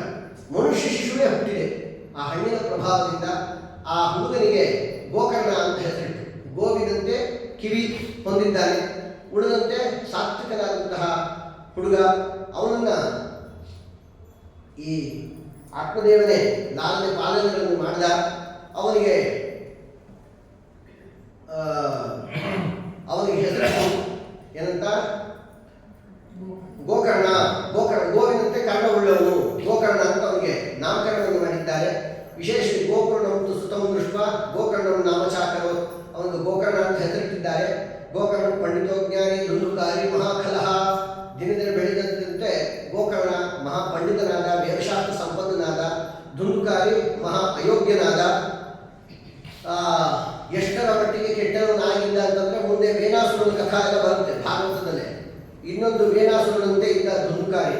ಲಾಲನಾಯ ಅಭಕಾಂಧತ್ವ ಸದ್ಯಕ್ಕೂಪೆ ನ್ಯಪಾತಯತ. ಅಕ್ಕಪಕ್ಕದ ಮನೆ ಮಕ್ಕಳನ್ನೆಲ್ಲ ಆಟ ಆಡಿಸೋದಕ್ಕೆ ಅಂತ ಎತ್ಕೊಂಡು ಹೋಗಿ ಬಾವಿ ಬಿಸಾಡ್ಬಿಡ್ತಿದ್ದ. ಕೈಕಾಲಗಳನ್ನೆಲ್ಲ ಮುರಿತಿದ್ದ. ಹಿಂಸಕ ಶಸ್ತ್ರಧಾರಿ ಚ ದೀನಾಂಧಾನ ಪ್ರಪೀಡಕ. ಯಾರು ದೀನನೋ ಅಂಧನೋ ಕುರುಡೋ ಅವನ್ನೆಲ್ಲ ಹೊಡೆಯೋದು ಬೀಳಿಸೋದು, ಹೀಗೆಲ್ಲ ಹುಚ್ಚು ಚಾಟಗಳನ್ನು ಆಡ್ತಿದ್ದ. ಮತ್ತೆ ಚಾಂಡಾಲಾಭಿರತಃ ನಿತ್ಯಂ ಪಾಶಹಸ್ತ ಶ್ವಸಂಗತಃ. ನಿರಂತರ ಕೈಯಲ್ಲಿ ಪಾಶಗಳನ್ನು ಹಿಡ್ಕೊಂಡಿದ್ದಾನೆ. ಎದುರು ಬಂದವರನ್ನೆಲ್ಲ ಹೊಡೆಯೋದು ಮಾಡ್ತಿದ್ದ. ದುಷ್ಟ ಚಂಡಾಲ ಜಾತಿಯ ವ್ಯಕ್ತಿಗಳ ಜೊತೆಗೆ ಸಹವಾಸವನ್ನು ಮಾಡ್ತಿದ್ದ. ಈ ರೀತಿ ಇದ್ದಂತಹ ದುಂದುಕಾರಿ, ಮಾಡಬಾರದ ಎಲ್ಲ ಅಪರಾಧಗಳನ್ನು ಮಾಡ್ತಾ ಮಾಡ್ತಾ ಬೆಳೆದ. 8ನೇ ವಯಸ್ಸೊತ್ತಿಗೆ ಬೇಕಾದಷ್ಟು ಕಳ್ಳತನ ಮಾಡುವ ಅಭ್ಯಾಸಗಳನ್ನು ಮಾಡಿಕೊಂಡ. ತಂದೆ ತಾಯಿಗಳನ್ನೇ ಹೊಡಿತಿದ್ದ. ಈ ರೀತಿ ಇವನ ಕೈಯಲ್ಲಿ ಏಟನ್ನು ತಿದ್ದುಕೊಂಡು ಆತ್ಮದೇವ ಅಳ್ತಾ ಕೂತಿದ್ದ ಏಕಾಂತದಲ್ಲಿ. ಮಗ ಇವನು ಬಂದು ಕೇಳ್ತಿದ್ದ, ಯಾಕಪ್ಪ ಯಾಕೆ ಅಳ್ತಿದ್ದ? ಗೋಕರ್ಣ ಕೇಳೋದು, ಏನು ಅಳ್ತಿದ್ದಿ ಅಂತ. ನೋಡು ನಿಮ್ಮ ಅಣ್ಣ ಹೊಡೆದು ಬಿಟ್ಟ ನನ್ನ ಅಂತ. ಮಗ 8-10 ವರ್ಷಕ್ಕೆ ತಂದೆ ತಾಯಿಗಳನ್ನು ಹೊಡೆಯುವಂತಹ ಮಟ್ಟಕ್ಕೆ ದುಷ್ಟನಾಗಿದ್ದಾನೆ. ಆದ್ದರಿಂದ ಮಗ ಹೇಳ್ದ, ಪ್ರತಿಷ್ಠತಿ ಪಗಚ್ಛಾಮಿ ಕೋವೇ ದುಃಖಂ ವ್ಯಪೋಹಯೇ. ಅದೆಲ್ಲ ಅವನು ಅರ್ಥ ಇರೋ ಕಾಲಕ್ಕೆ ಮಗ ಹೇಳ್ದ, ಅಸಾರ್ಥನು ಸಂಸಾರೋ ದುಃಖರೂಪಿ ವಿಮೋಹಕ ಸುತ ಕಸ್ಯ ಧನಂ ಕಸ್ಯ ಸ್ನೇಹವಾನ್ ಜ್ವಲತೆ ನಿಶಂ. ಅಪ್ಪ, ನಿನಗೆ ಮಕ್ಕಳ ಮೇಲಿನ ಪ್ರೀತಿಯೇ ನಿನ್ನನ್ನು ಸುಟ್ಟು ಭಸ್ಮ ಮಾಡ್ತಾ ಇದೆ. ಈ ಸಂಸಾರ ಎಂಬುವಂಥದ್ದು ಅತ್ಯಂತ ಅಸಾರವಾದದ್ದು, ದುಃಖರೂಪಿ. ದುಃಖ ಅನ್ನೋದು ಒಂದಾದೊಂದು ದುಃಖ ಬರ್ತಾನೆ ಇರುತ್ತೆ. ಅದನ್ನು ಯಾರ ಮಗ, ಯಾರ ಹಣ, ಯಾರು, ಇದೆಲ್ಲ ಸಂಬಂಧಗಳು ತಾತ್ಕಾಲಿಕವಾದದ್ದು. ಅತಿಯಾಗಿ ಅವರ ಮೇಲೆ ಪ್ರೀತಿ ಮಾಡಿ ಅವ್ರ ಕೈಗೆ ಏಟು ಬಿತ್ತಲ್ಲ ಅಂತ ಅರ್ಥ ಕೊಡಬೇಡ. ಮುಂಚಾಜ್ಞಾನ ಪ್ರಜಾರೂಪಂ ಮಾಹತ ನರಕೆ ಗತಿ. ಈ ಮಕ್ಕಳ ಮೇಲಿನ ಮೋಹವನ್ನು ಬಿಡು. ನೀನೆಲ್ಲಾದ್ರೂ ಸುಖವಾಗಿರಬೇಕು ಅಂತ ಆಸೆ ಇದ್ದರೆ ಇವತ್ತಿಂದಲೇ ಮನೆ ಬಿಟ್ಟು ಹೊರಟೋಗು ಅಂತ ಮಗ ಉಪದೇಶ ಮಾಡಿದ ಗೋಕರ್ಣ. ಅದು ನಿಜ ಅಂತ ತೋರಿತು ಆತ್ಮದೇವರಿಗೆ. ಆಗಿಂದಾಗಲೇ ಅವನು ಮನೆ ಬಿಟ್ಟು ಹೊರಟೋದ. ದೇಹಸ್ಥಿಮಾಂಸ ರುಧಿರೇಭಿಬತ್ ನಿತ್ಯಜತ್ವಂ ಜಾಯಾ ಸುತಾದಿಷು ಸದಾ ಮಮತಾಂ ವಿಮುಂಚ. ಹೆಂಡತಿ ಮಕ್ಕಳು ಪ್ರತಿಯೊಬ್ಬರ ಮೇಲೂ ಈ ಮಮತೆ ಎಂಬುವಂಥದ್ದನ್ನು ಪರಿತ್ಯಾಗ ಮಾಡುವಂಥ ಗೋಕರ್ಣ ಹೇಳಿದ್ದನ್ನು ಕೇಳಿ ಅವನು ಮನೆ ಬಿಟ್ಟು ಹೊರಟೋದ. ಯಾವಾಗ ತಂದೆ ಹೊರಟೋದ, ಈ ದುಂದುಕಾರಿಗೆ ಇನ್ನೂ ಅನುಕೂಲ ಆಯಿತು. ಹೇಳೋದು ಕೇಳೋದು ಒಬ್ಬ ಮನುಷ್ಯ ಅದು ಇಲ್ಲ, ದೊಡ್ಡವನು ಅಂತ ಅದೂ ಇಲ್ಲ. ಆಗಲೇ ತಾಯಿಯನ್ನೇ ಹೊಡೆಯೋದಕ್ಕೆ ಶುರು ಮಾಡಿದ. ಜನನಿ ತಾಡಿತಾಭ್ಯಷಂ, ಸಿಕ್ಕಾಪಟ್ಟೆ ಅಮ್ಮನ್ನ ಹೊಡಿತಿದ್ದ. ಪವಿತ್ರಂ ತಿಷ್ಠತಿ ಬ್ರೂಹಿ ಹರಿಷ್ಯೇ ಲತೆಯ ನಚೆ. ನೀ ದುಡ್ಡೇನಿದೆ ಹೇಳು, ನಾನು ಕೊಡದೆ ಹೋದರೆ ನೀನು ಕೊಂದೇ ಬಿಡ್ತೀನಿ ಅಂತ ತಾಯಿಯನ್ನು ಹೆದರಿಸ್ತಾ ಇದ್ದ. ಕಡೆಗೆ ಹೊಡೆದು ಬಡಿದು ತಾಯಿಯ ಕಣ್ಣೆದುರಿಗೆ ಪರಸ್ತ್ರೀಯರ ಸಹವಾಸಗಳನ್ನು ಮಾಡ್ತಿದ್ದ. ಎಷ್ಟು ಅಪರಾಧಗಳು! ಇದೆಲ್ಲ ನೋಡಿದಾಗ ಯಾಕೆ ಈ ಕಥೆ ಹೇಳ್ತಾರೆ ಅಂದರೆ, ಇಲ್ಲಿ ಕೇಳುವಂಥ ಜನಗಳಿಗೆಲ್ಲ ನಾವಂತೂ ಅಷ್ಟು ದುಷ್ಟರಲ್ಲ ಅನ್ನೋ ಭಾವನೆ ಬರಲಿ ಅಂತ. ಖಂಡಿತ ನಾವ್ಯಾವ ಅಷ್ಟು ದುಷ್ಟರು ಆಗಿಲ್ಲ. ದುಂದುಕಾರಿಯೇ ಉದ್ಧಾರ ಹೊಂದಿದ್ದಾರೆ ಭಾಗವತ ಕೇಳದ ಮೇಲೆ ನಾವು ಆಗಲೇ ಇರ್ತೀವೇನು. ನಿಶ್ಚಯವಾಗಿ ಭಾಗವತ ನಮ್ಮನ್ನು ಕಾಪಾಡುತ್ತೆ. ಆ ವಿಶ್ವಾಸ ಇರಬೇಕು. ದೃಢಾಗತಿ, ವಿಶೇಷವಾಗಿ ದೃಢವಾದಂತಹ ಆ ಒಂದು ನಿಶ್ಚಯ ಇತ್ತು ಅಂತಂದರೆ ರಕ್ಷತಿತ್ಯೇವ ವಿಶ್ವಾಸ, ರಕ್ಷತ್ಯೇವ ಜನಾರ್ದನ. ದೇವರು ಕಾಪಾಡಬಹುದು ಅಂತೆಲ್ಲ ಕೇಳಬಾರದು. ಭಾಗವತ ಕೇಳೋ ಕಾಲಕ್ಕೆ ಇದು ನಮ್ಮನ್ನು ಕಾಪಾಡಿಯೇ ಕಾಪಾಡುತ್ತೆ. ನಮ್ಮನ್ನು ಉದ್ಧಾರ ಮಾಡುವಂತಹ ಪರಮಶ್ರೇಷ್ಠವಾದಂತಹ ಶಾಸ್ತ್ರ ಭಾಗವತ. ಶಾಸ್ತ್ರಕ್ಕೆ ಸರಿಬಿಗಿಲಿಲ್ಲದ್ದು ಅನ್ನದವನ್ನು ಕರ ಬಿಡಿಯಲು ಅಂತ ವಾದರಾಜ ಹೇಳ್ತಾರೆ. ಬೆಂಕಿ ಹಿಡ್ಕೊಂಡು ಪ್ರತಿಜ್ಞೆ ಮಾಡ್ತೀನಿ, ಭಾಗವತಕ್ಕಿಂತ ಇನ್ನೊಂದು ಶ್ರೇಷ್ಠ ಗ್ರಂಥವೇ ಇಲ್ಲ ಅಂತ. ಪರ್ವತದಿಂದ ಧುಮುಕ್ಲ, ಸಮುದ್ರದಲ್ಲಿ ಹಾರಲ, ಏನು ಮಾಡಲಿ, ಭಾಗವತ ಸರ್ವೋತ್ಕೃಷ್ಟವಾದಂತಹ ಗ್ರಂಥ. ಇದು ನಮ್ಮನ್ನು ನಿಶ್ಚಯವಾಗಿ ಕಾಪಾಡುತ್ತೆ. ಈ ವಿಶ್ವಾಸ ಅನ್ನೋದು ವಿಶ್ವಾಸ ಫಲದಾಯಕ. ವಿಶ್ವಾಸ ಇಲ್ಲದೆ ಹೋದರೆ, ಎಷ್ಟೋ ಜನ ಡಾಕ್ಟರ್ ಮೇಲೆ ವಿಶ್ವಾಸ ಇಡಬೇಕು, ವಿಶ್ವಾಸ ಇಲ್ಲದೆ ಟ್ರೈ ಮಾಡೋಣ ಅಂತ ಅದಕ್ಕೊಂದು ಟ್ರೈ ಮಾಡಿ ನೋಡೋಣ, ಏನು ಹೇಳ್ತಾರೆ, ಯಾರು ಆಗ್ಬೋದು, ಇಲ್ಲೇ ಇರ್ಬೋದು. ಈ ಅವಿಶ್ವಾಸವೇ ಅವರು ಕೆಲಸ ಮಾಡೋದಿಲ್ಲ. ಔಷಧೀಯ ಪ್ರಭಾವ ಎಷ್ಟು ಮುಖ್ಯವೋ ವೈದ್ಯರ ಮೇಲಿನ ವಿಶ್ವಾಸವೂ ಅಷ್ಟೇ ಮುಖ್ಯ. ಒಳ್ಳೆ ವೈದ್ಯರಿದ್ದಾರೆ, ಧನ್ವಂತರಿಗೂ ಭಗವಂತ ಅವರಲ್ಲಿ ಔಷಧ ಕೊಟ್ಟಿದ್ದಾನೆ. ಈ ಔಷಧದಿಂದ ನಮಗೆ ಪರಿಹಾರ ಆಗೇ ಆಗುತ್ತೆ. ಡಾಕ್ಟ್ರು ಅತ್ಯಂತ ಅನುಭವಿ ಇದ್ದಾರೆ, ತುಂಬ ನಮಗೆ ಉಪಕಾರ ಆಗುತ್ತೆ. ಈ ದೃಢವಾದ ವಿಶ್ವಾಸ ಇತ್ತು ಅಂದರೆ ಖಂಡಿತ ರೋಗ ಗುಣ ಆಗುತ್ತೆ. ವಿಶ್ವಾಸವೇ ಇಲ್ಲದೆ ಎಷ್ಟೋ ಜನ ಪ್ರವಚನಕ್ಕೆ ಬರುವಾಗಲೂ ಅಷ್ಟೇ, ನೋಡೋಣ ಇವ್ರು ಹೇಗೆ ಹೇಳ್ತಾರೆ ನೋಡೋಣ, ಏನು ನೀವೇ ನೋಡ್ತೀರಿ, ಯಾರವ್ರವ್ರು ತಕ್ಕಂತೆ ಏನು ಹೇಳ್ತಾ ಹೋಗ್ತಾರೆ. ಹೇಳ್ತಾ ಇರೋದು ಭಾಗವತ ನಮ್ಮನ್ನು ಕಾಪಾಡಿಯೇ ಕಾಪಾಡುತ್ತೆ. ಎಂತೆಂಥ ಘೋರ ಪಾಪಗಳಿಂದ ರಕ್ಷಣೆ ಮಾಡಿದ ಗ್ರಂಥ ನಮ್ಮನ್ನು ಕಾಪಾಡದೇ ಇರುತ್ತೆ, ನಿಶ್ಚಯವಾಗಿ ಕಾಪಾಡುತ್ತೆ ಎಂಬ ಭಾವನೆಯಲ್ಲಿ ಶ್ರದ್ಧಾಭಕ್ತಿಯಿಂದ ಕೇಳ್ರಿ ಅನ್ನೋದಕ್ಕೋಸ್ಕರ ವೇದವ್ಯಾಸರು ಈ ಕಥಾವನ್ನು ಯೋಜನೆ ಮಾಡಿದ್ದಾರೆ. ಈ ರೀತಿ ದುಂದುಕಾರಿ ತಾಯಿಯನ್ನೇ ಹೊಡಿತಿದ್ದ. ಇದರಿಂದ ಕೂಪೆ ಪಾತ ಕೃತೋರ ಪ್ರವೃತ್ತೇನು ಸಾಧಿಗತ. ಈ ದುಂದುಲಿ ಮಗನ ಕಾಟ ತಡಿಲಾರದೆ ಹೇಳದೆ ಕೇಳದೆ ರಾತ್ರಿ ಮಗ ಮನೆಯಲ್ಲಿ ಇಲ್ಲದೆ ಇದ್ದಾಗ ಆ ಒಂದು ಪಾಳು ಬಾವಿಯಲ್ಲಿ ಬಿದ್ದು ಸತ್ತೋದು. ಕೆಟ್ಟ ಮಕ್ಕಳನ್ನು ಹಡಿದ್ರೆ ಅಂಥ ತಂದೆ ತಾಯಿಗಳು ಇದೇ ಗತಿ ಅಂತ. ಅಯೋಗ್ಯ ಮಕ್ಕಳನ್ನ ಕೆಟ್ಟ ಸಂಸ್ಕಾರಗಳನ್ನು ಕೊಟ್ಟಾಗ ತಂದೆ ತಾಯಿಗಳು ಪಾಳು ಬಾವಿಯಲ್ಲಿ ಬೀಳಬೇಕಾಗುತ್ತೆ. ಕಡೆಗೆ ಅವನು ದುಂದುಲಿ ಸತ್ತೋದು. ದುಂದುಕಾರಿ ಗೃಹೇ ತಿಷ್ಠನ್ ಪಂಚಪಣ್ಯ ವಧೂವೃತಃ. ವಿಶೇಷವಾಗಿ ವೇಶ್ಯಾಸ್ತ್ರೀಯರನ್ನು ತನ್ನ ಮನೆಯಲ್ಲೇ ಇಟ್ಕೊಳ್ಳೋಕೆ ಪ್ರಾರಂಭ ಮಾಡಿದ. ಅತ್ಯುಗ್ರ ಕರ್ಮ ಕರ್ತಾಚ ತತ್ಪೋಷಣ ವಿಮೂಢದೀಹಿ. ಅನೇಕ ಕೆಟ್ಟ ಕೆಲಸಗಳನ್ನು ಮಾಡ್ತಿದ್ದ. ಪರಸ್ತ್ರೀಯರು ಅಂತಂದ್ರೆ ಅದು ಹಣಕ್ಕೋಸ್ಕರನೇ ಬರುವಂಥ ಅವರಿಗೆ ಸಮೃದ್ಧಿಯಾಗಿ ಹಣ ಕೊಡಬೇಕು ಅಂದರೆ ಸಂಪಾದನೆ ಆಗಬೇಕು. ಇವರು ಸಂಪಾದನೆ ಏನು ಮಾಡಬೇಕು, ಅವರಿವರು ತಲೆ ಹೊಡೆಯೋದು, ದುಡ್ಡು ತೊಗೊಂಡ್ಬರೋದು, ಮತ್ತು ಸ್ತ್ರೀ ಸುಖವನ್ನು ಕೊಡೋದು. ಈ ರೀತಿ ಅನ್ಯಾಯವನ್ನು ಮಾಡ್ತಾ ಹತ್ತಾರು ಹೆಣ್ಣುಮಕ್ಕಳುಗಳನ್ನ ಮನೆಯಲ್ಲೇ ಬಂಧನ ಮಾಡಿಟ್ಟಿದ್ದ. ಹಗಲು ರಾತ್ರಿ ನನಗೆ ಬೇಕಂದಾಗೆಲ್ಲ ದೈಹಿಕ ಸುಖ ಕೊಡಬೇಕು, ಹಣ ಏನು ಕೇಳಬಾರ್ದು, ಬಿದ್ದಿದೆ ಅಂತ ಹೀಗೆಲ್ಲ ದೌರ್ಜನ್ಯ ಮಾಡೋಕ್ಕೆ ಪ್ರಾರಂಭ ಮಾಡಿದ. ಆ ವೇಶ್ಯಾಸ್ತ್ರೀಯರುಗಳಿಂದ ನೋಡ್ತಾ ಇದ್ದಾರೆ, ಏನಪ್ಪ ಇಂಥ ಅನ್ಯಾಯ, ನಾವು ಹೊರಗೆ ಹೋದರೆ ಬೇಕಾದಷ್ಟು ದುಡಿಬೋದು, ಇವನ ಹತ್ರ ಇದ್ದರೆ ಹಣನೂ ಇಲ್ಲ, ನಮ್ಮ ಯೌವನೂ ಹಾಳು, ಏನು ಅನ್ಯಾಯ, ಹೇಗಾದ್ರೂ ತಪ್ಪಿಸ್ಕೊಂಡು ಹೋಗಬೇಕು ಅಂತ. ಸಾಧ್ಯವೇ ಇಲ್ಲ ಅವ್ರ ಕೈಗೆ ತಪ್ಪಿಸ್ಕೊಳ್ಳೋದು. ಕೇಳ್ತಿದ್ರಲ್ಲಪ್ಪ, ಇಷ್ಟು ದಿವಸ ನಮ್ಮ ಹತ್ರ ಸುಖ ಪಟ್ಟಿದ್ದೆಲ್ಲ ದುಡ್ಡು ಎಲ್ಲಿ ತರ್ತೀನಿ ಅಂತ. ರಾಜನ ಬೊಕ್ಕಸ ಮಾಡೋದು ನೀವು ದುಡ್ಡು ತಂದು ಕೊಡ್ತೀನಿ ಅಂತ ಹೇಳ್ತಿದ್ದ. ಅವ್ರಿಗೆ ಇನ್ನೊಂದು ಭಯ, ರಾಜನ ಬೊಕ್ಕಸ ಮಾಡೋದು ತಂದ ಅಂದರೆ ಇವನನ್ನು ಮಾತ್ರ ಅಲ್ಲ ನಮ್ಮನ್ನು ಸೇವೆ ಹೇಳ್ಕೊಂಡು ಹೋಗ್ತಾರೆ, ಇಂಥ ಅಯೋಗ್ಯರ ಹತ್ರ ಸಿಕ್ಕಾಕೊಳ್ಳಲ್ಲ ಅಂತ ಅವರೆಲ್ಲ ಯೋಚನೆ ಮಾಡ್ತಾ ಇದ್ದಾಗ ಅವರೆಲ್ಲ ಕಡೆ ಒಂದು ನಿರ್ಣಯ ಮಾಡೋದು, ಹೇಗಾದ್ರೂ ಮಾಡಿ ನಾವೆಲ್ಲರೂ ಸೇರಿ ದುಂದುಕಾರಿಯನ್ನು ಕೊಂದುಬಿಟ್ಟು ಮನೆಯನ್ನು ತಪ್ಪಿಸ್ಕೊಂಡು ಓಡೋಣ, ಏನು ಹಣಕಾಸು ಉಳಿದಿದೆಯೋ ಮನೆಗೆ ಅಷ್ಟೇ ನಮಗೆ ಸಿಕ್ಕಿದ್ದು ಭಾಗ್ಯ ಅಂತ ಎಲ್ಲರೂ ಸೇರಿದ್ದಾರೆ. ಅದೇ ರೀತಿಯಾಗಿ ಒಂದು ಸಲ ಅವನು ಕುಡಿಬಾರದೆಲ್ಲ ಕುಡಿದು ಮೈ ಮರೆತು ಮಲಗಿರುವಾಗ ಎಲ್ಲ ಹೆಣ್ಮಕ್ಳುಗಳು ಸೇರಿ ಯಥೇಷ್ಟವಾಗಿ ಬೆಂಕಿಯನ್ನು ಹಾಕಿ ಕೆಂಡಗಳನ್ನು ಜಾಜ್ಯೋಲ್ಯಮಾನ ಉರಿಯೋ ಮಾಡಿ ಅವರು ಸುಟ್ಟು ಕೆಂಡದ ಸುರಿಮಳೆಯನ್ನೇ ಸುಟ್ಟು ಜೀವಂತವಾಗಿ ಸುಟ್ಟು ಭಸ್ಮ ಮಾಡಿಬಿಟ್ರು. ಅವನು ಬೆಂಕಿ ಹಾಕೊಂಡು ಅವನು ಸತ್ತೋದ ಅಂತ ಸುದ್ದಿ ಬಂತು. ರಾತ್ರೋರಾತ್ರಿ ಆ ವೇಶ್ಯಾಸ್ತ್ರೀಯರೆಲ್ಲ ಓಡೋಗಿದ್ದಾರೆ, ಹಣ ಇದ್ದದನ್ನೆಲ್ಲ ದೋಚ್ಕೊಂಡು. ಊರು ತುಂಬ ಸುದ್ದಿ ಬಂತು, ಆ ಭಾರಿ ಘೋರ ದುರಂತದಲ್ಲಿ ದುಂದುಕಾರಿ ಸತ್ತೋದ.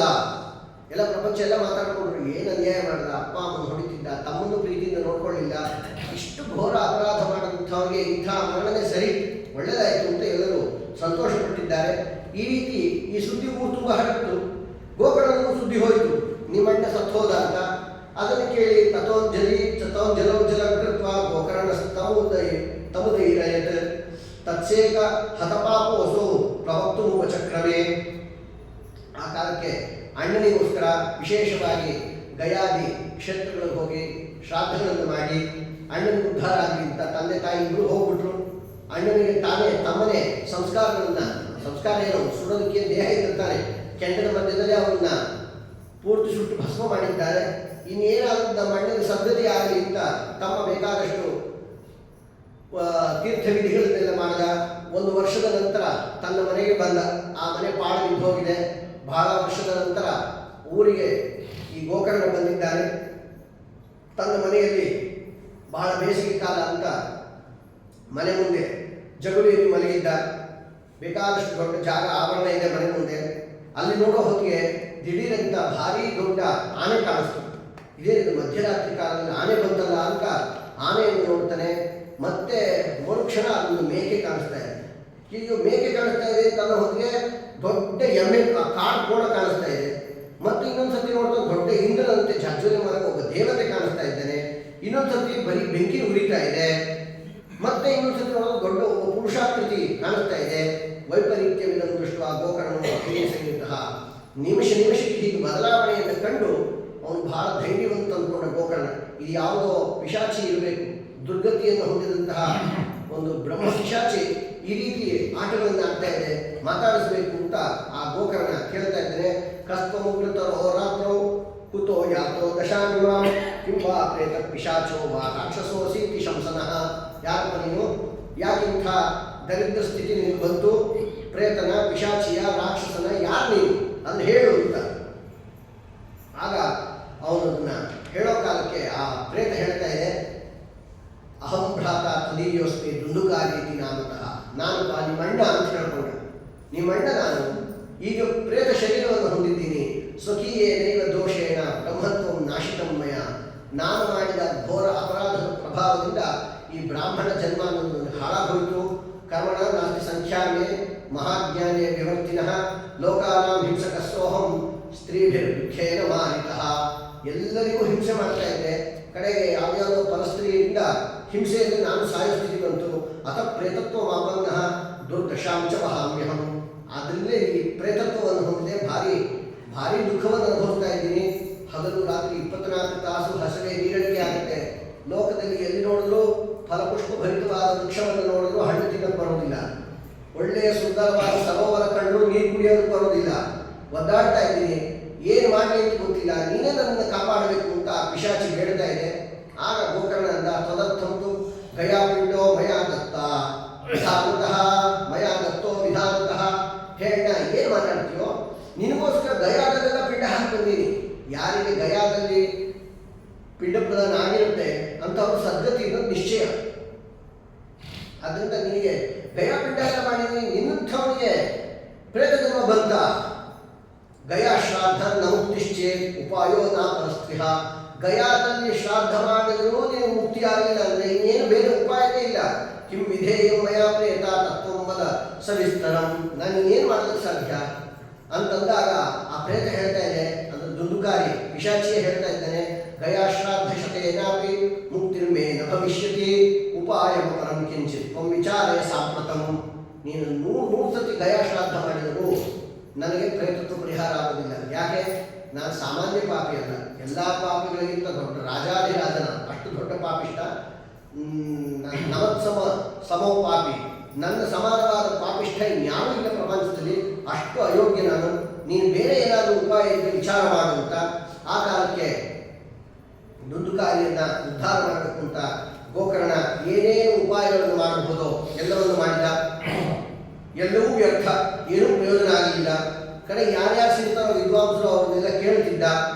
ಎಲ್ಲರೂ ತಮ್ಮ ತಮ್ಮ ಮನಸ್ಸಿಗೆ ಬಂದಂತೆ ಹೇಳ್ತಿದ್ರು. ಪಿಶಾಚಿಯ ಜನ್ಮ ಪರಿಹಾರ ಆಗಬೇಕಾದ್ರೆ ಒಂದು ಸರ್ತಿ ರಾಯಮಠಕ್ಕೆ ಕರ್ಕೊಂಡ್ಬಂದ್ರಿ, ತೀರ್ಥ ಪ್ರೋಕ್ಷಣೆ ಮಾಡಿಸೋಣ ಅಂತ. ರಾಯಮಠಕ್ಕೆ ಕರ್ಕೊಂಡ್ಬಂದ್ರು, ತೀರ್ಥ ಪ್ರೋಕ್ಷಣೆ ಮಾಡಿದ್ರು, ಆಗಲಿಲ್ಲ. ಇನ್ನೇನೇನೋ ಮಾಡಿದ್ರು. ಸೋದೆಗೆ ಹೋಗ್ರಿ, ಭೂತರಾಜರ ಪೂಜೆ ಆಗುತ್ತೆ. ಯಾವ ಭೂತರಾಜನೇ ದೊಡ್ಡ ಭೂತರಾಜ ಆಗ್ತಿದ್ದಾನೆ.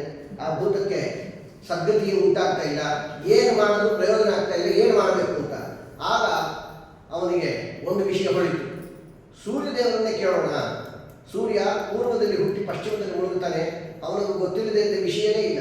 ಮಹಾದೊಡ್ಡ ಜ್ಞಾನಿ ಸೂರ್ಯ ಅಂತಂದರೆ ಅವನಿಗೆ ಕೇಳೋಣ ಅಂತ ಹೇಳಿ ಮಧ್ಯಾಹ್ನ ಕಾಲದಲ್ಲಿ ಒಂದು ಕ್ಷಣ ಸೂರ್ಯನ ರಥ ಆಕಾಶದಲ್ಲಿ ನಿಂತು ಸಂಚಾರ ಮಾಡಿದ. ಆ ನಿಂತ ಕಾಲದಲ್ಲಿ ಗೋಕರ್ಣ ಸೂರ್ಯನನ್ನು ಹಿಡಿದ. ಹೇ ಸೂರ್ಯ, ನೀನು ನಮ್ಮ ಅಣ್ಣನಿಗೋಸ್ಕರ ಏನಾದರೂ ಒಂದು ಉಪಾಯವನ್ನು ಹೇಳು. ಅವನು ಪ್ರೇತ ಶರೀರ ಪರಿಹಾರ ಆಗಬೇಕು, ಅವನು ಸದ್ಗತಿ ಆಗಬೇಕು ಅಂತ. ಸೂರ್ಯ ಆಗಲೇ, ಏನಪ್ಪ ನೀನು ಬೇರೆ ಕೇಳೋದು ಬೇರೆ ಯಾವ ಆಚಾರ ಸಿಗಲಿಲ್ಲ, ನಾನೇ ಬೇಕಾ ನಿನಗೆ? ವೇಗದಿಂದ ಹೋಗೋದು ನನ್ನನ್ನೇ ನಿಲ್ಲಿಸಿ ಕೇಳ್ತಾ ಇದೆಯಲ್ಲ. ಭಾಗವತ ಸಪ್ತಾಹ ಹೇಳಿದ್ರೆ ಮಣ್ಣನ ಸದ್ಗತಿ ಆಗುತ್ತೆ ಅಂತ ಇಷ್ಟು ಹೇಳಿ ಸೂರ್ಯ ಮುಂದೆ ಹೊರಟದ. ಓ, ಭಾಗವತವನ್ನು ಹೇಳಬೇಕು. ಭಾಗವತವನ್ನ ಹೇಳೋದ್ರಿಂದ ನಮ್ಮ ಅಣ್ಣನಿಗೆ ಶ್ರೀಮದ್ ಭಾಗವತ ಮುಕ್ತಿ ಸಪ್ತಾಹಂ ವಾಚನಂ ಕುರು ಇತಿ ಸೂರ್ಯವಚ ಸರ್ವೈ ಧರ್ಮಲೋಕಂ ತು ವಿಶ್ರುತಂ. ಸೂರ್ಯನ ಈ ಮಾತು ಗೋಕರ್ಣ ಕೇಳಿದ. ಈ 7 ದಿವಸಗಳ ಕಾಲ ಶ್ರೀಮದ್ ಭಾಗವತವನ್ನು ಹೇಳೋದ್ರಿಂದ ನಮ್ಮಣ್ಣನಿಗೆ ಸದ್ಗತಿ ಆಗುತ್ತಂತೆ ಅಂತ. ಇದನ್ನ ಬಂದು ತನ್ನ ಊರಿನಲ್ಲಿ ಅಕ್ಕಪಕ್ಕದ ಮನೆ ಜನಗಳಿಗೆಲ್ಲ ಹೇಳ್ದ. ಯಾವತ್ತು ಭಾಗವತ ಹೇಳೋದು ಕೇಳೋದು ಅಂತಂದ್ರೆ ಎಲ್ಲರಿಗೂ ತಿಳಿಸ್ಬೇಕಂತೆ, ಎಲ್ಲ ಜನಗಳು ಕೇಳಬೇಕು. ಅದು ನಾವೊಬ್ಬರೇ ಬಾಗಲಾಕೊಂಡು ಕೇಳ್ತೀವಿ ಅಷ್ಟೇ. ನೀವೊಬ್ರು ಹೇಳ್ತೀವಿ, ನಾನೊಬ್ಬ ಕೇಳ್ತೀನಿ, ಹಿಂಗೆ ಕೇಳಬಾರ್ದು. ಅದು ಭಾಗವತ ಪ್ರವಚನ ಅನ್ನೋದು ಯಾವತ್ತು ಒಳ್ಳೆಯ ಹಣ್ಣನ್ನ 4 ಜನಕ್ಕೆ ಹಂಚಿ ತಿನ್ನಬೇಕು ಅಂತ. ಭಾಗವತ ಅನ್ನೋದು ರಸಭರಿತವಾದ ಅದ್ಭುತ ಹಣ್ಣು. 10 ಜನಗಳಿಂದ ಸುಖವನ್ನು ಅನುಭವಿಸಲಿ ಅಂತ ಎಲ್ಲರಿಗೂ ಹೇಳಬೇಕು. ಗೋಕರ್ಣ ಹಾಗೆ ಹೇಳಿದ್ದ. ಅದು ಊರು ತುಂಬ ಹರಡಿತು. ಗೋಕರ್ಣ ಪ್ರವಚನ ಮಾಡ್ತಾನಂತೆ, ನಾಳೆ ಬೆಳಗ್ಗೆಯಿಂದಲೇ ಭಾಗವತ ಸಪ್ತಾಹ ಆರಂಭ ಅಂತ. ಭಾಗವತ ಅಂತ ಕೇಳಿದ ಕೂಡಲೇ ಎಲ್ಲ ಜನರಿಗೂ ಭಾರಿ ಆನಂದ. ಊರು ತುಂಬ ಇದ್ದ ಎಲ್ಲ ಜನಗಳು ಬರ್ತಿದ್ರಂತೆ. ಗೋಕರ್ಣ ಮರುದಿವಸ ಬೆಳಗ್ಗೆ ವಿಶೇಷ ರೀತಿಯಿಂದ ಎಲ್ಲರೂ ಸ್ನಾನಾದಿಗಳನ್ನು ಮುಗಿಸ್ಕೊಂಡು ಬೆಳಗ್ಗೆ 6 ಗಂಟೆ ಹೊತ್ತು ಗೋಕರ್ಣ ಮನೆ ಮುಂದೆ ಕೂತ್ಬಿಟ್ಟಿದ್ದಾರೆ. ರಸ್ತೆಯಲ್ಲೇ ಪ್ರವಚನ. ಅಷ್ಟು ಜನಗಳನ್ನು ಕೂಡಿಸಿ ಗೋಕರ್ಣ ಶ್ರೀಮದ್ ಭಾಗವತದ ಪ್ರವಚನ ಹೇಳೋದಕ್ಕೆ ಮೊದಲು ಎಲ್ಲರಿಗೂ ಆಚರಣೆ ಸಂಕಲ್ಪಗಳನ್ನು ಮಾಡಿಸಿದ. ಪ್ರತಿಯೊಬ್ಬರು ಆಚರಣೆ ಮಾಡಿದ್ದಾರೆ, ಪ್ರಾಣಾಯಾಮ ಮಾಡಿದ್ದಾರೆ, ಸಂಕಲ್ಪ ಮಾಡಿದ್ದಾರೆ. ಎಲ್ಲರಿಗೂ ಸದ್ಗತಿ ಉಂಟಾಗಬೇಕು, ಸಾಂಸಾರಿಕವಾದಂತಹ ಎಲ್ಲ ಕ್ಲೇಶಗಳು ದೂರವಾಗಬೇಕು, ಜ್ಞಾನಭಕ್ತಿ ವೈರಾಗ್ಯವನ್ನು ಸಿದ್ಧಿಸಬೇಕು. ಜನ್ಮಾಂತರದಲ್ಲಿ ಮಾಡಿದಂತಹ ಕೌಮಾರಾವಸ್ಥೆಯಲ್ಲಿ, ಬಾಲ್ಯಾವಸ್ಥೆಯಲ್ಲಿ, ಶೈಶವಾವಸ್ಥೆಯಲ್ಲಿ, ಯೌವನಾವಸ್ಥೆಯಲ್ಲಿ, ವಾರ್ಧಕ್ಯಾವಸ್ಥೆಯಲ್ಲಿ ಮಾಡಿದಂತಹ ಸಕಲ ಪಾಪಗಳ ದೋಷಗಳ ಪರಿಹಾರ ಆಗಬೇಕು. ನಮಗೆ, ನಮ್ಮ ಬಂಧುಗಳಿಗೆ, ಬಾಂಧವರಿಗೆ ರೋಗ ರುಜಿನಗಳು, ಸಕಲ ರೀತಿಯ ಆದಿ ವ್ಯಾಧಿಗಳು ಪರಿಹಾರ ಆಗಬೇಕು. ಸರ್ವ ವಿಧವಾದಂತಹ ಶ್ರೇಯಸ್ಸುಗಳು ಎಲ್ಲರಿಗೂ ಉಂಟಾಗಬೇಕು. ಇದೆಲ್ಲ ಹೇಳೋದಂದ್ರೆ ನಮಗೊಂದು ಸಂಕಲ್ಪ ಆಯಿತು ಅಂತ. ಆ ರೀತಿ ಎಲ್ಲರಿಗೂ ವಿಶೇಷವಾದ ಸಂಕಲ್ಪಗಳನ್ನು ಮಾಡಿಸಿ ಗೋಕರ್ಣ ಭಾಗವತವನ್ನು ಪ್ರಾರಂಭ ಮಾಡ್ತಾ ಇದ್ದಾನೆ. ಆ ವಿಶೇಷವಾದ ಪ್ರವಚನ ಅತ್ಯದ್ಭುತ ರೀತಿಯಿಂದ ನಡೀತಾ ಇದೆ. ಅಷ್ಟು ಶ್ರೇಷ್ಠ ರೀತಿಯಿಂದ ಭಾಗವತ ಅದು ಎಲ್ಲಿ ಎಷ್ಟು ಹೇಳಬೇಕು ಅನ್ನೋದು ಭಾಗವತದಲ್ಲೇ ವರ್ಣನೆ ಮಾಡಿದ್ದಾರೆ, ಎಲ್ಲೆಲ್ಲಿ ತನಕ ಹೇಳಬೇಕು ಅಂತ. ಆ ರೀತಿಯಾಗಿ ಗೋಕರ್ಣ ಶಾಸ್ತ್ರಬದ್ಧವಾಗಿ ಭಾಗವತವನ್ನು ಪ್ರವಚನ ಮಾಡಿ ಸಾಯಂಕಾಲದ ತನಕ ಭಾಗವತದ ಉಪನ್ಯಾಸ ನಡೀತು. ಎಲ್ಲರೂ ನಿಶಬ್ದವಾಗಿ ಕೂತಿದ್ದಾರೆ. ಅತ್ಯದ್ಭುತ ರೀತಿಯ ಭಾಗವತ ಪ್ರವಚನ ಸತತವಾಗಿ 10 ಗಂಟೆ 12 ಗಂಟೆಗಳ ಕಾಲ ಶ್ರೀಮದ್ ಭಾಗವತದ ಪ್ರವಚನ ಮುಗೀತು. ಆ ಮುಗಿದು ಮರುದಿವಸ ಹೇಗೆ ಹೇಳ್ತೀನಿ ಅಂತ ಕೃಷ್ಣಾರ್ಪಣ ವಸ್ತು ಗೋಕರ್ಣ ಹೇಳಿದ ಕೂಡಲೇ ಅವರ ಅಣ್ಣ ಅವನು ಗಾಳಿ ರೂಪದ ಶರೀರ ಆದ್ದರಿಂದ ಅವನು ನಿಲ್ಲೋದಕ್ಕೆ ಕೂಡೋದಕ್ಕೆ ಒಂದು ಜಾಗ ಇರಲಿಲ್ಲ.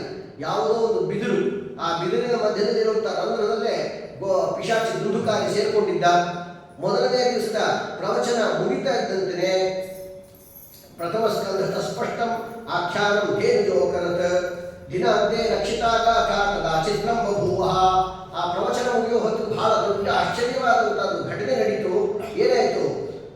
ವಂಶೈಕ ಗ್ರಂಥಿ ಭೇದೋಭೂತ್ ಸಶಬ್ದಂ ಪಶ್ಯತಾಂ ಸತಾಂ. ಎಲ್ಲರೂ ನೋಡ್ತಾ ಇದ್ದಂತೆ ಕೃಷ್ಣಾರ್ಪಣ ಹಿಂಗಂತೆ ಫಟ್ ಅಂತ ದೊಡ್ಡ ಶಬ್ದ ಬಂತು.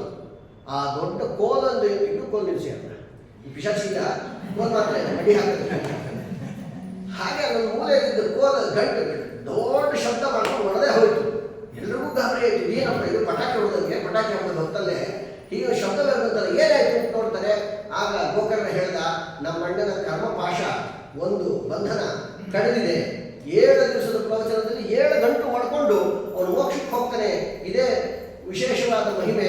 ನಮ್ಮ ಅಣ್ಣನ ಪಾಪಗಳು ಬಹಳ ಭಾಗ ಸುಟ್ಟು ಭಸ್ಮ ಆಗಿದ್ದು ಸಾಕ್ಷಿಯಿಂದ 1 ಗಂಟೆ ಒಡೆದೋಯ್ತು.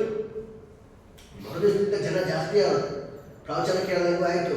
ಇದೇನು ಕೋಲಲ್ಲಿ ಗಂಟುಗಳು ಹೊಡೆಯುತ್ತಂತೆ, ಅದು ನೋಡ್ದಂಗೂ ಆಯಿತು ಅಂತ ಇನ್ನೂ ಜನಗಳು ಭಾಳ ಸೇರ್ತಾ ಇದ್ದಾರೆ. ದ್ವಿತೀಯ ನಿತಥಾಸಾಯಂ ದ್ವಿತೀಯ ಗ್ರಂಥಿ ಭೇದನಂ. 2ನೇ ದಿವಸ 2ನೇ ಗಂಟು ಹೊಡಿತು.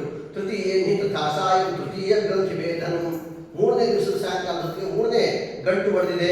ಏವಂ ಸಪ್ತ ದಿನಶ್ಚೈವ ಸಪ್ತ ಗ್ರಂಥಿ ವಿಭೇದನಂ ಕೃತ್ವಾ ಸದ್ವಾದಶ ಸ್ಕಂಧ ಶ್ರವಣ ಪ್ರೇತಕಾಂಜಹೌ. 12ನೇ ಸ್ಕಂಧ ಮುಕ್ತಾಯ ಮಾಡಿ ಶ್ರೀಕೃಷ್ಣಾರ್ಪಣ ವಸ್ತು ಯಾವಾಗ ಸಮಗ್ರ ಗ್ರಂಥವನ್ನ ಉಪಸಂಹಾರ ಮಾಡಿದ ಗೋಕರ್ಣ 7ನೇ ಗಂಟು ಹೊಡೆದಿದೆ. ದಿವ್ಯರೂಪ ಧರ್ಮೋ ಜಾತಃ ತುಳಸಿ ಧಾಮಮಂಡಿತಃ. ದೇವತಾ ಶರೀರ ಬಂದು ಹೋಗಿದೆ ದುಂದುಕಾರಿಗೆ. ಎಂಥ ವಾತ ಶರೀರ ಹೊಂದಿದಂಥವನು ಈಗ ದೇವತಾ ಶರೀರ ಬಂದು ಹೋಯಿತು. ಮತ್ತು ಜಾತಃ ತುಳಸಿ ಧಾಮಮಂಡಿತಃ. ಒಳ್ಳೆ ಹಸಿ ತುಳಸಿಯ ಮಾಲೆಯನ್ನು ಧಾರಣ ಮಾಡ್ಕೊಂಡಿದ್ದಾನೆ. ಒಳ್ಳೆ ಪೀತಾಂಬರಧಾರಿಯಾದ ಶ್ರೇಷ್ಠವಾದ ಕೃಷ್ಣ ಪರಮಾತ್ಮನ ದೇಹದ ಬಣ್ಣ ಹೇಗೋ ಹಾಗೆ ಘನಶ್ಯಾಮ. ತಲೆ ಮೇಲೆ ಶ್ರೇಷ್ಠವಾದ ಬಂಗಾರದ ಕಿರೀಟ ಇದೆ. 2 ಕಿವಿಗಳಲ್ಲೂ ಅದ್ಭುತವಾದಂತಹ ಕುಂಡಲಗಳು ಇದೆ, ನೇತಾಡ್ತಾ ಇದೆ. ನಾನಾಮ ಭ್ರಾತರಾಮ ಸದ್ಯ ಗೋಕರ್ಣ ಮಿತಿ ಚಾಬ್ರವಿ ತ್ವಯಾಹಂ ಮೋಚಿತೋ ಬಂಧೋ ಕೃಪಯಾ ಪ್ರೇತ ಕಶ್ಮಲ. ಆ ಪುಷ್ಪಕ ವಿಮಾನದಲ್ಲಿ ಪಿಶಾಚಿ ಕೂತ್ಕೊಂಡು ಕೆಳಗಿರುವಂಥ ತಮ್ಮನಿಗೆ ನಮಸ್ಕಾರ ಮಾಡಿ ಹೇಳ್ತಾ ಇದ್ದಾನೆ, ನಿನ್ನಿಂದ ನನ್ನ ಪ್ರೇತತ್ವ ಪರಿಹಾರ ಆಯ್ತಪ್ಪ, ಬಹಳ ದೊಡ್ಡ ಉಪಕಾರ ಮಾಡಿದೆ ಅಂತ ಅವನು ತಮ್ಮನನ್ನೇ ಪ್ರಶಂಸೆ ಮಾಡ್ತಾ ಇದ್ದಾನೆ. ಈ ತಮ್ಮ ಕೆಳಗಿಂದ ಅಣ್ಣನಿಗೆ ನಮಸ್ಕಾರ ಮಾಡ್ತಾ ಇದ್ದಾನೆ. ಆ ಕಾಲಕ್ಕೆ ಧನ್ಯ ಭಾಗವತಿ ವಾರ್ತಾ ಪ್ರೇತ ಪೀಡಾ ವಿನಾಶಿನಿ. ಭಾಗವತ ಅತ್ಯಂತ ಧನ್ಯವಾದಂತಹ ಗ್ರಂಥ. ಪ್ರೇತ ಪೀಡಾ ಇದ್ದವರು ಇದು ಪರಿಹಾರ ಆಗುತ್ತೆ. ಯಾವ್ಯಾವ ಭೂತ ಪ್ರೇತಗಳ ಬಾಧೆ ಇತ್ತು ಅಂಥದ್ದು ಆಗೊಮ್ಮೆ ಈಗೊಮ್ಮೆ ಸಂಚಾರ ಆಗುತ್ತೆ ಅಂತಂದರೆ, ಕೆಲವರು ಒಳ್ಳೆ ಭೂತತ್ತರ ಆಗ್ತಾ ಇರ್ತಾರೆ. ಸಂಚಾರ ಮಾಡಬೇಕಾಗಿಲ್ಲ, ಯಾವುದೋ ಹೊಸ ಭೂತ ಹೊರಗಿಂದ ಬಂದು ಸೇರಬೇಕಾಗಿಲ್ಲ, ಅವರು ಆಡೋದೇ ಭೂತ ಆಡೋಂಗಿಲ್ಲ. ಅಂಥದ್ದು ಏನೇ ತೊಂದರೆಗಳಿದ್ರು ಭಾಗವತವನ್ನು ಹೇಳೋದು ಕೇಳೋದು ಮಾಡಿ ಅವಶ್ಯವಾಗಿ ಪರಿಹಾರ ಆಗುತ್ತೆ. ಈ ರೀತಿ ಆರ್ದ್ರಂ ಶುಷ್ಕಂ ಲಘು ಸ್ಥೂಲಂ ವಾಂಗ್ಮನಃಕರ್ಮಭಿಕೃತಂ ಶ್ರವಣಂ ವಿದಹೇತ್ ಪಾಪಂ ಪಾವಕ ಸಮಿಧೋ ಯಥಾ. ಆ ಸಮಿತ್ರಗಳನ್ನು ಅಗ್ನಿ ಹೇಗೆ ಸುಡಬೇಕು ಆ ರೀತಿ ನಮ್ಮೆಲ್ಲ ರೀತಿಯ ಪಾಪಗಳನ್ನು ಅದು ಪರಿಹಾರ ಮಾಡುತ್ತೆ. ಇಂಥ ಒಂದು ಭಾಗವತವನ್ನು ಕೇಳಿದಾಗ ಗೋಕರ್ಣನ ಪ್ರವಚನದಿಂದ ಎಲ್ಲರಿಗೂ ಭಾರಿ ಆನಂದ ಆಗಿತ್ತು. ಪ್ರತಿಯೊಬ್ಬರು ಬಂದು ಕೇಳೋದು ವಿಶೇಷ ರೀತಿಯಿಂದ ಎಲ್ಲರೂ ಹೇಳ್ತಾ ಇದ್ದಾರೆ, ಅತ್ರೇವ ಭವಸ್ಸಂತಿ ಶ್ರೋತಾರೋ ಮಮ ನಿರ್ಮಲಾಹ. ವಿಶೇಷವಾಗಿ ನಾವು ಸಾವಿರಾರು ಜನ ಕೂತು ಪ್ರವಚನ ಕೇಳಿದ್ವಿ, ಆದರೆ ಫಲ ಆಗಿದ್ದು ಮಾತ್ರ ನಿಮ್ಮ ಅಣ್ಣನಿಗೆ. ಯಾಕೆ? ನಾವೆಲ್ಲ ಸಂಕಲ್ಪ ಮಾಡಲಿಲ್ವಾ? ನಾವು ಸಂಕಲ್ಪ ಮಾಡಿದ್ವಿ, ಆದರೆ ಫಲಭೇದ ಕುತೋ ಜಾತಃ ಪ್ರಭೃವಂತ ಹರಿಪ್ರಿಯ. ಈ ರೀತಿ ಫಲದಲ್ಲಿ ಮಾತ್ರ ವ್ಯತ್ಯಾಸ. ನಿಮ್ಮ ಅಣ್ಣನಿಗೆ ಮಾತ್ರ ಸದ್ಗತಿ ಆಯಿತು, ನಾವೆಲ್ಲ ಹಿಂಗೆ ಕೂತೇ ಇದ್ದೀವಲ್ಲ ಅಂತ. ಆಗ ಅವನು ಆ ದೇವತೆಗಳು ಬಂದು ಹೇಳೋದು, ದುಂದುಕಾರಿನ ಕರ್ಕೊಂಡು ಹೋಗುವಂತಹ ದೇವತೆಗಳು ಹರಿಭಕ್ತರುಗಳು ಅವರು ಬಂದು ಹೇಳ್ತಾ ಇದ್ದಾರೆ, ಶ್ರವಣಸ್ಯ ವಿಭೇದೇನ ಫಲಭೇದೋತ್ತ ಸಂಸ್ಥಿತಾ ಶ್ರವಣಂತು ಕೃತಂ ಸರ್ವೈ ನ ತಥಾ ಮನನಂ ಕೃತಂ. ನೋಡ್ರಿ, ಶ್ರವಣ ಯಾವ್ಯಾವ ರೀತಿ ಮಾಡಿರ್ತಾರೆ ಅದಕ್ಕೆ ತಕ್ಕಂಥ ಫಲ.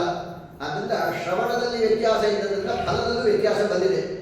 ಗೋಕರ್ಣನ ಅಣ್ಣ ಶ್ರವಣ ಮಾಡಿದ್ದನ್ನ ಮರುದಿವಸ ಪ್ರವಚನ ಆಗೋ ತನಕ ಮನನ ಮಾಡಿದ. ಅವನ ಥರ ನೀವು ಯಾರು ಮನನ ಮಾಡಲಿಲ್ಲ. ನೀವೆಲ್ಲ ಕೇಳೋದು ಎದ್ದು ಹೋಗೋದು, ಮತ್ತೆ ನಾಳೆ ಸಾಯಂಕಾಲ 6 ಗಂಟೆಗೆ ಬರಬೇಕು ತಲೆಗೆ ಇಷ್ಟೇ ಕೂತಿದೆ. ಆದರೆ ಅವನು ಪಿಶಾಚಿ ಆದ್ದರಿಂದ ಅವನಿಗೆಲ್ಲೂ ಹೊರಗೆ ಹೋಗೋ ಕಾರ್ಯಕ್ರಮ ಇಲ್ಲ. ಹೆಂಡತಿ ಮಕ್ಕಳು ಹಣ ಸಂಪಾದನೆ ಊಟ ತಿಂಡಿ ಯಾವುದರ ಚಿಂತೆಯೂ ಇಲ್ಲ. ಪ್ರವಚನ ಏನು ಕೇಳಿದ್ದ ಮರುದಿವಸ ಪ್ರವಚನ ಕೂಡೋ ತನಕ ಅದರದೇ ಮನನ ಮಾಡುತ್ತಿದ್ದ. ಮನನ ಅಂದರೆ ಅರ್ಥ ಯುಕ್ತಿ ಸಂಚಾರವನ್ನು ಮಾಡಿ ಶ್ರುತ ಪ್ರಮೇಯವನ್ನು ಓರೆಗೆ ಹಚ್ಚಿ ಅದನ್ನು ದೃಢಪಡಿಸ್ಕೊಳ್ಳೋದಕ್ಕೆ ಮನನ ಅಂತ ಕರೀತಾರೆ. ಮನನ ಅಂದರೆ ನಾನು ಹೇಳಿದ್ದೇನೆ ಹೇಳೋದು ಅರ್ಥ ಅಲ್ಲ. ಈ ಕ್ಯಾಸೆಟ್ ಹಾಕಿದ್ರೆ ವಿಷ್ಣು ಸಹಸ್ರನಾಮ ಬರ್ತಾ ಇರ್ತಾರೆ, ಆ ರೀತಿ ಹೇಳಿದ್ದೆ ಹೇಳ್ತಾ ಇರೋದು ಮನನ ಅಲ್ಲ. ಕೇಳಿದಂಥ ಪ್ರತಿಯೊಂದು ವಿಚಾರವನ್ನು ಮನನ ಮಾಡಬೇಕು ಅಂತಂದರೆ ಮನೆಗೆ ಹೋದ್ಮೇಲೆ ಅದು ಹೀಗೆ ಹೇಳೋದಿಲ್ಲ, ಇದು ಸರಿನಾ, ಶಾಸ್ತ್ರಕ್ಕೆ ವಿರುದ್ಧವಾದ ಸರಿಯಾಗಿದ್ದ, ಇದು ಸರಿಯಾಗಿದ್ದರೆ ಅದಕ್ಕೆ ಏನು ಶಾಸ್ತ್ರ ಏನಿದೆ, ತಪ್ಪಾಗಿದ್ದೋ ಸಾಧ್ಯತೆ ಇದೆಯಾ, ವಿಮರ್ಶೆ ಮಾಡಬೇಕು. ವಿಮರ್ಶಾತ್ಮಕವಾಗಿ ವಿಚಾರ ಮಾಡಿ ಆ ಹೇಳಿದಂಥ ಪ್ರಮೇಯಗಳು ದೃಢವಾಗಿ ತಿಳ್ಕೊಂಡ ಅಂತಂದರೆ ಅದನ್ನು ಮನನ ಅಂತ ಕರೀತಾರೆ. ಹಾಗಾಗಿ ಇವನನ್ನು ಮನನ ಮಾಡಿದ್ದಾನೆ. ಶ್ರವಣಂತು ಕೃತಂ ಸರ್ವೈಹಿ, ಎಲ್ಲರೂ ಶ್ರವಣ ಮಾಡಿದ್ದೀರಿ. ನ ತಥಾ ಮನನಂ ಕೃತಂ, ದುಂದುಕಾರಿತರ ಮನನ ಯಾರು ಮಾಡಲಿಲ್ಲ. ಆದ್ದರಿಂದ ಫಲಭೇದ ತಥೋಜ ಅಥೋ ಭಜನಾದ ವಿಮಾನದ, ಅವನು ಹೇಗೆ ನಿರಂತರ ಮನನ ಮಾಡಿದ್ದರಿಂದ ದುಂದುಕಾರಿ ಸದ್ಗತಿಯನ್ನು ಹೊಂದಿದ್ದಾನೆ. ಸಪ್ತರಾತ್ರ ಉಪಾಶ್ಯೈವ ಪ್ರೇತೇನ ಶ್ರವಣಂ ಕೃತಂ, 7 ದಿನಗಳ ಕಾಲ ಸತತ ಉಪವಾಸದಿಂದ ಪ್ರೇತ ಪಿಶಾಚ ಪ್ರವಚನವನ್ನು ಕೇಳಿದೆ. ಮನನಾನಿ ತಥಾತೇನ ಸ್ಥಿರ ಚಿತ್ತೇ ಕೃತಂ ಭೃಶಂ, ಮನನವನ್ನು ಮಾಡಿದ್ದಾನೆ. ಯಾವತ್ತು ನಾವು ಪಡೆದಂಥ ಜ್ಞಾನ ಅದೃಢಂಚ ಹತಂ ಜ್ಞಾನ, ದೃಢವಾಗಿರಬೇಕು. ಯಾವುದೇ ಜ್ಞಾನವನ್ನು ಪಡೆದಂಥ ಜ್ಞಾನ ದೃಢವಾಗಿತ್ತು ಅಂದರೆ ಆ ಜ್ಞಾನ ನಮಗೆ ಉದ್ಧಾರ ಮಾಡುತ್ತೆ. ಪ್ರಮಾದೇನ ಹತಂ ಶ್ರುತಂ, ನಾವು ಶ್ರವಣ ಮಾಡಿದ್ದೆಲ್ಲ ಪಾಪಕರ್ಮ ಮಾಡೋದ್ರಿಂದ ಕಳ್ಕೊಂಡ್ಬಿಡ್ತೀವಿ. ಶ್ರವಣ ಮಾಡಿದ ಮೇಲೆ ಪಾಪಕರ್ಮದಲ್ಲಿ ಮನಸ್ಸು ಹೋಗಬಾರದು. ಎಷ್ಟೆಷ್ಟು ಸಾಧ್ಯ ಮಾಡು, ಎಲ್ಲ ಹಂಗೆ ಹೇಳ್ತಾ ಹೋದರೆ ಯಾರು ಪಾಪವೇ ಮಾಡಲ್ಲ ಅಂತ ಆಗುತ್ತೆ. ಹಾಗೇನಿಲ್ಲ, ಕೇಳೋದೊಂದು ಕಡೆ ನಡೀತಾ ಇರುತ್ತೆ, ಪಾಪಕರ್ಮ ನಡೀತಾನೇ ಇರುತ್ತೆ. ಮನುಷ್ಯನ ಸ್ವಭಾವ ಆದಷ್ಟು ಸಂಕಲ್ಪ ಮಾಡ್ಕೋಬೇಕು. ಈ ಸಲ ಭಾಗವತ ಶ್ರವಣ ಮಾಡಿದ್ರಿಂದ ಯಾವುದಾದ್ರೂ ಒಂದು ಕೆಟ್ಟದ್ದನ್ನು ಬಿಡ್ತೀನಿ ಅಂತ. ನಮ್ಮಲ್ಲಿ ಏನು ಕೆಟ್ಟದ್ದಿದೆ ಅಂತ ಆಚಾರ ಹೇಳಬೇಕಾಗಿಲ್ಲ, ಅವರವರಿಗೆ ಗೊತ್ತಿರುತ್ತೆ. ನೂರಾರು ಕೆಟ್ಟದ್ದು ಅಂತ, ಆ ಕೆಟ್ಟದ್ದು ಯಾವುದಾದ್ರೂ ಒಂದನ್ನು ಬಿಡುವ ಸಂಕಲ್ಪವನ್ನು ಮಾಡ್ಕೋಬೇಕು. ಕಡೆ ಕಾಫಿ ಕುಡಿಯೋದು ಬಿಡೋದು, ಟೀ ಕುಡಿಯೋದು ಬಿಡೋದು, ಚಾಡಿ ಹೇಳೋದು ಬಿಡೋದು, ಅತಿ ಮಾತಾಡೋದು ಬಿಡೋದು, ಊಟ ಕೂತ ಹರಟೆ ಹೊಡೆಯೋದು ಬಿಡೋದು, ನಿಂತ್ಕೊಂಡು ನೀರು ಕುಡಿಯಲ್ಲ ಅನ್ನೋ ಒಂದು ಸಂಕಲ್ಪ ಮಾಡಿ ಸಾಕು. ಸಣ್ಣದು ಪುಟ್ಟದು, ಏನು ಕಷ್ಟ ಇಲ್ಲ. ನೀರು ಕುಡಿಯೋದು ಹಾಲು ಕುಡಿಯೋದು ಏನು ಮಾಡ್ತೀವಿ, ಕೂತ್ಕೊಂಡೇ ಕುಡಿಯೋದು ಅಂತ ಆಲ್ರೆಡಿ ಮಾಡ್ತಾ ಇದ್ರೆ ಅದನ್ನೇ ಇಟ್ಕೊಡ್ಬಾರ್ದು. ಇನ್ನೇನಾದ್ರೂ ಒಂದು ಹೊಸದು ದೋಷಗಳನ್ನು ಬಿಡಬೇಕು, ಒಂದಾದ್ರೂ ಒಂದು ಗುಣವನ್ನು ಅಳವಡಿಸ್ಕೊಳ್ಬೇಕು. ಹೀಗೆ ಮಾಡೋದ್ರಿಂದ ನಮ್ಮ ಪಡೆದಂತಹ ಜ್ಞಾನ ಅದು ಉದ್ಧಾರಕ್ಕೆ ಕಾರಣ ಆಗುತ್ತೆ. ಪ್ರಮಾದೇನ ಹತಂ ಶ್ರುತಂ, ಪ್ರಮಾದ ಅಂದರೆ ಪಾಪಗಳು ಅರ್ಥ. ಆ ಪಾಪಗಳು ಮಾಡೋದ್ರಿಂದ ನಾವು ಶ್ರವಣ ಮಾಡಿದ ಎಲ್ಲ ಪುಣ್ಯಗಳು ಹೋಗ್ತವೆ. ಸಂದಿಗ್ಧೋ ಹೃತೋ ಮಂತ್ರ, ಮಂತ್ರಗಳನ್ನು ಜಪ ಮಾಡಿದ್ದು ಫಲ ಕೊಡಬೇಕಂದ್ರೆ ಅದು ಸಂದಿಗ್ಧವಾಗಿರಬಾರ್ದು. ಸಂದಿಗ್ಧ ಅಂದರೆ ಅರ್ಥ ಡೌಟ್ ಪೂರ್ಣವಾಗಿರಬಾರ್ದು, ದೃಢವಾಗಿರಬೇಕು. ಈ ಮಂತ್ರ ಹೀಗಿದೆ, ಇಷ್ಟು ಅಕ್ಷರದ ಮಂತ್ರ, ಇದರ ಬೀಜ ಮಂತ್ರ ಇಂಥದ್ದು, ಇದನ್ನು ಈ ರೀತಿಯೇ ಜಪ ಮಾಡಬೇಕು. ಇದನ್ನು ಪರ್ಫೆಕ್ಟಾಗಿ ತಿಳ್ಕೊಂಡು ಜಪವನ್ನು ಮಾಡಬೇಕೆ ಹೊರತು ಏನೋ ಒಂದು ಹೇಳೋಣ ಹೀಗಿದ್ರು ಇರ್ಬೋದು, ಹಾಗಿರ್ಬೋದು ಅಂತ ಅಂದ್ಕೊಂಡು ಡೌಟಿಂದ ಜಪ ಮಾಡಿದರೆ ಆ ಮಂತ್ರವು ಪ್ರಯೋಜನಕ್ಕೆ ಬರೋದಿಲ್ಲ. ಅದನ್ನು ವ್ಯಗ್ರಚಿತ್ತೋ ಹತೋ ಜಪ, ಜಪ ಮಾಡಿದ್ದು ಅದು ಹೋಗಬೇಕು, ಅದು ಪೂರ್ತಿ ಫಲ ಹಾಳಾಗುತ್ತೆ. ಯಾವಾಗ ಅಂದರೆ ವ್ಯಗ್ರಚಿತ್ತನಾಗಿದೆ, ಅಂದರೆ ಮನಸ್ಸು ಬೇರೆ ಕಡೆ ಆಸಕ್ತವಾಗಿ ಜಪ ಮಾಡ್ತಾ ಇದ್ದ ಅಂದರೆ ಆ ಜಪ ನಮಗೆ ಫಲ ಕೊಡೋದಿಲ್ಲ. ನಿತ್ಯದಲ್ಲಿ ನಮ್ಮ ಜಪಗಳೆಲ್ಲ ಹೀಗೆ ಇರ್ತವೆ. ಒಂದು 10 ಗಾಯತ್ರಿ ಜಪ ಅಂತ ಹಿಂಗೆ ಕಣ್ಣು ಮುಚ್ಚಿರ್ತೀವಿ, ಊರಿನ ಎಲ್ಲ ಸುದ್ದಿಗಳು ನಮ್ಮ ತಲೆಯಲ್ಲಿ ಹಾದು ಹೋಗ್ತಾ ಇರುತ್ತೆ. ಕಣ್ಣು ಬಿಟ್ಟರೆ ಒಂಚೂರೇ ಕಾಣುತ್ತೆ, ಕಣ್ಣು ಮುಚ್ಕೊಂಡು ಅದು ಪ್ರಪಂಚ ಎಲ್ಲ ಕಾಣ್ತೀವಿ. ಏನು ಪ್ರಯೋಜನ? ಏನೇನೋ ಆಲೋಚನೆಗಳು, ಏನೇನೋ ಶಬ್ದಗಳೆಲ್ಲ ಗ್ರಹಣ ಆಗ್ತಾ ಇರುತ್ತೆ. ಸಾವಿರಾರು ವಿಚಾರಗಳು ಆ ಫೈಲಲ್ಲಿ ಕೊಟ್ಟು ಬಂದಿದ್ದೆ, ಅವನಿಗೆ ಕೆಲಸ ಮಾಡೋದು ನೋಡ್ಬಿಟ್ಟು ಆಗುತ್ತೋ ಇಲ್ಲೋ, ಯಾವುದಾದ್ರೂ ಯೋಚನೆ. ಅಷ್ಟರಲ್ಲಿ 10 ಗಾಯತ್ರಿ ಜಪ ಬೆಲೆ ಮಾತ್ರ ಓಡೋಗಿರುತ್ತೆ, ಮತ್ತು ಸಂಧ್ಯಾವಂದನೆ ಆಯಿತು ಅಂತ ಎದ್ದು ಹೋಗಿರ್ತಾರೆ. ಹೀಗೆ ವ್ಯಗ್ರಚಿತ್ತೋ ಹತೋ ಜಪ, ಆ ಜಪ ನಾಶವಾಗುತ್ತದೆ, ಏನು ಫಲ ಕೊಡೋದಿಲ್ಲ. ಅವೈಷ್ಣವೋ ಹತೋ ದೇಶ, ಯಾವ ಪ್ರದೇಶದಲ್ಲಿ ವೈಷ್ಣವರಿರೋದಿಲ್ಲ ಅಂತಹ ದೇಶ ಹಾಳಾಗುತ್ತೆ. ಹತಂ ಶ್ರಾದ್ದಂ ಅಪಾತ್ರಕಂ, ಅಪಾತ್ರಗಳನ್ನು ಕರೆದು ಶ್ರಾದ್ದವನ್ನು ಮಾಡಿದರೆ ಆ ಶ್ರಾದ್ದವೂ ಹಾಳಾಗುತ್ತೆ. ಹತಂ ಅಶ್ರೋತ್ರಿಯೇ ದಾನಂ, ಅಶ್ರೋತ್ರಿಯರಿಗೆ ಅಲ್ಲದೇ ಇದ್ದವರಿಗೆ ದಾನ ಕೊಟ್ಟರೆ ಅದು ಪ್ರಯೋಜನ ಆಗೋದಿಲ್ಲ. ಅನಾಚಾರಂ ಹತಂ ಕುಲಂ, ಅನಾಚಾರದಿಂದ ಕುಲವೇ ನಾಶವಾಗುತ್ತೆ. ವಿಶ್ವಾಸೋ ಗುರುವಾಕ್ಯೇಷು ಸ್ವಸ್ಮಿನ್ ದೀನತ್ವ ಭಾವನಾ ಮನೋದೋಷ ಜಯಶ್ಚೈವ ಕಥಾಯ ನಿಶ್ಚಲ ಅನ್ನೋದು ಇದನ್ನು ಶ್ರದ್ಧಾ ಅಂತ ನೋಡಿ. ಶ್ರದ್ಧಾ ಶಬ್ದದ ಅರ್ಥ ಭಾಗವತಕಾರರು ಹೀಗೆ ಬರೆದಿದ್ದಾರೆ ಏನಂತ, ವಿಶ್ವಾಸವು ಗುರುವಾಕ್ಯೇಷು, ಗುರುಗಳು ಹೇಳುವಂತಹ ವಾಕ್ಯಗಳಲ್ಲಿ ವಿಶ್ವಾಸ ಇರಬೇಕು. ಒಳಗೆ ಎಲ್ಲದಕ್ಕೂ ಕುತರ್ಕ ಮಾಡಿಕೊಂಡು ಏನೋ ಹಿಂಗೆ ಹೇಳ್ತಾರೆ ಅದಕ್ಕೆಲ್ಲದಕ್ಕೂ ವಿರುದ್ಧ ಅರ್ಥ ತಿಳ್ಕೊಂಡು ಎಂದು ಹೀಗೆ ಮಾಡಬಾರ್ದು. ವಿಶ್ವಾಸ ಗುರುವಾಕ್ಯೇಶು, ಗುರುಗಳು ಹೇಳುವಂತಹ ಮಾತಿನಲ್ಲಿ ಅದ್ಭುತವಾದ ವಿಶ್ವಾಸ, ಇವರು ಸತ್ಯವನ್ನೇ ಹೇಳ್ತಾರೆ, ಇವರನ್ನು ನಂಬಿದ್ರಿಂದ ನಮಗೆ ಶಾಸ್ತ್ರದ ಸರಿಯಾದ ತಿಳುವಳಿಕೆ ಬರುತ್ತೆ ಎಂಬುವಂಥ ವಿಶ್ವಾಸ. ಸ್ವಸ್ಮಿನ್ ದೀನತ್ವ ಭಾವನಾ, ತನ್ನ ವಿಷಯದಲ್ಲಿ ನನಗೇನೂ ಗೊತ್ತಿಲ್ಲ, ನಾನೇನು ತಿಳಿಬೇಕಾದವನು ಅನ್ನೋ ಭಾವನೆ ಇರಬೇಕು. ಅನೇಕರಿಗೆ ಅದೆಲ್ಲ ಇರಲ್ಲ. ನಾವು ಬೇಕಾದಷ್ಟು ಉಪನ್ಯಾಸ ಕೇಳಿದ್ವಿ, ಇವ್ರು ಹೊಸದಾಗಿ ಬಂದಿರೋ ಆಚಾರ್ಯ ಇವ್ರಿಗೇನು ಗೊತ್ತಿರುತ್ತೆ ಅಂತ ಅವ್ರವ್ರ ಕಲ್ಪನೆ ಏನೇನೋ ಇರುತ್ತೆ. ತುಂಬ ಕೇಳಿದ ಮಾತ್ರ ಅದು ತುಂಬ ಕೇಳ್ತಾ ಅಹಂಕಾರ ಬರಬಾರ್ದು. ನಾವು ಬಹಳ ಕೇಳಿದ್ರಿಂದ ಇನ್ನು ವಿನಯ ಜಾಸ್ತಿ ಆಗಬೇಕು. ನಾವು ಕೇಳಬೇಕಾದದ್ದು ಬಹಳ ಇದೆ, ಕೇಳದೇ ಇದ್ದಂತೆ ತುಂಬ ಇದೆ, ಕೇಳಿದ್ದು ಅತ್ಯಲ್ಪ ಅನ್ನೋ ಭಾವನೆ, ಸ್ವಸ್ಮಿನ್ ದೀನತ್ವ ಭಾವನ ಅದಿರಬೇಕು. ಮನೋದೋಷ ಜಯಶ್ಚೈವ, ಮನೋದೋಷಗಳನ್ನು ಗೆದ್ದಿರಬೇಕು. ಅಂದರೆ ಮನಸ್ಸಿನ ದೋಷಗಳು ಅನೇಕ ದೋಷಗಳಿದ್ದಾರೆ. ಅದು ಚಾಂಚಲ್ಯ, ಕಾಮಕ್ರೋಧಾಧಿಕಾರ ಇವೆಲ್ಲ ಗೆದ್ದಿರಬೇಕು. ಕಥಾಯಾಮ ನಿಶ್ಚಲಾಮತಿ, ಆ ಭಾಗವತಾಲಿ ಪ್ರವಚನವನ್ನು ಕೇಳುವಾಗ ನಿಶ್ಚಲವಾದ ಮನಸ್ಸಿರಬೇಕು. ಇವೆಲ್ಲ ಇತ್ತು ಅಂತಂದರೆ ಆ ಶ್ರವಣದಿಂದ ಪರಿಪೂರ್ಣವಾದ ಫಲ ಬರುತ್ತೆ ಅಂತ. ಆಗ ಅವರೆಲ್ಲ ಯೋಚನೆ ಮಾಡೋದು, ಸ್ವಾಮಿ ಗೋಕರ್ಣ ನೀನು ಮೊದಲೇ ಹೇಳಿದ್ದು ನಾವು ಹಿಂಗೆ ಕೇಳ್ತಿದ್ವಿ, ನಿಮ್ಮ ಅಣ್ಣನ ಥರನೇ ಈಗ ಹೇಳ್ತಾ ಇದ್ದಿಲ್ಲ. ನಿಮ್ಮ ಅಣ್ಣ ಒಬ್ಬ ಮೋಕ್ಷಕ್ಕೆ ಹೋದ, ನಾವು ಅದು ಹೊಟ್ಟೆ ಉರಿತಾ ಇದೆ, ಏನಾದರೂ ಮತ್ತೆ ನಾವು ಭಾಗವತ ಹೇಳುವಂಥದ್ದು. ಶ್ರಾವಣೇ ಮಾಸಿ ಗೋಕರ್ಣ ಕಥಾ ಗೋಚೇ ತಥಾ ಪುನಃ, ಇದೆಲ್ಲ ಆಷಾಢ ಮಾಸದಲ್ಲಿ ಇವರು ಪ್ರವಚನ ಹೇಳಿದ್ದು. ಆಷಾಢ ಮಾಸದಲ್ಲಿ ಆ ಗೋಕರ್ಣನ ಅಣ್ಣನಿಗೆ ಸದ್ಗತಿಯಾಯಿತು. ಎಲ್ಲ ಜನಗಳು ಮತ್ತೆ ಪ್ರಾರ್ಥನೆ ಮಾಡಿದ್ರು, ನಮಗೆ ನೀನು ತಿರ್ಗಾ ಹೇಳಬೇಕಪ್ಪ, ನಿನ್ನಂಥ ಒಂದು ಬಾಯಲ್ಲಿ ಭಾಗವತ ಕೇಳಿ ನಿಮ್ಮ ಅಣ್ಣ ಕಣ್ಣೆಲ್ಲ ಮೋಕ್ಷಕ್ಕೆ ಹೋದ, ನಮಗೂ ಮೋಕ್ಷ ಆಗಲೇಬೇಕಾಗಿದೆ. ನಾವು ಖಂಡಿತ ನಿಮ್ಮ ಅಣ್ಣನಂತೆ 7 ದಿನಗಳ ಕಾಲ ಮನದ ಪೂರ್ವಕವಾಗಿ ಶ್ರವಣ ಮಾಡ್ತೀವಿ, ನೀನು ಅವಶ್ಯ ಹೇಳು ಅಂತಂದ್ರು. ತಿರ್ಗಾ ಅವರು ಶ್ರಾವಣ ಮಾಸದಲ್ಲಿ ಗೋಕರ್ಣ ಒಂದು ಸಪ್ತಾಹವನ್ನು ಹೇಳಿದ. ಆ ಹೇಳೋ ಕಾಲ ಕಥಾ ಸಮಾಪ್ತವು ಯಜ್ಜಾತಂ ಶೂಯತಾಂ ತವನಾರದ, ಇದನ್ನೆಲ್ಲ ಸನಕಾದಿಗಳು ಹೇಳ್ತಾ ಇದ್ದಾರೆ ನಾರದಿಗೆ. ಆ 7ನೇ ದಿವಸ ಶ್ರಾವಣ ಮಾಸದಲ್ಲಿ ಭಾಗವತ ಮುಗಿದ ಮೇಲೆ ಏನಾಯಿತು ಅಂದರೆ ವಿಮಾನ ಸಹ ಭಕ್ತೈಶ್ಚ ಹರಿರಾವಿರ್ ಬಭೂವ, ಅನೇಕ ವಿಮಾನಗಳಲ್ಲಿ ದೇವತೆಗಳನ್ನು ತುಂಬಿಕೊಂಡು ಭಗವಂತನೇ ಈ ಪ್ರತ್ಯಕ್ಷನಾದರು. ಆಗ ಜಯ ಶಬ್ದ ನವಶಬ್ದ ತತ್ರಾಸನ್ ಬಹವಸ್ತದ, ಎಲ್ಲಿ ನೋಡಿದ್ರು ಭಗವಂತನಿಗೆ ಜಯಕಾರಗಳು ನಮಸ್ಕಾರದ ಶಬ್ದಗಳು ತುಂಬಿ ಹೋಗಿದೆ. ಪಾಂಚಜನ್ಯ ಧ್ವನಿ ಚಕ್ರೆ ಹರ್ಷಾತ್ ತತ್ರ ಸ್ವಯಂ ಹರಿ, ಭಗವಂತ ಪರಮ ಸಂತುಷ್ಟನಾಗಿ ಪಾಂಚಜನ್ಯವನ್ನು ಜೋರಾಗಿ ಹೋಗ್ತಾ ಇದ್ದಾನೆ.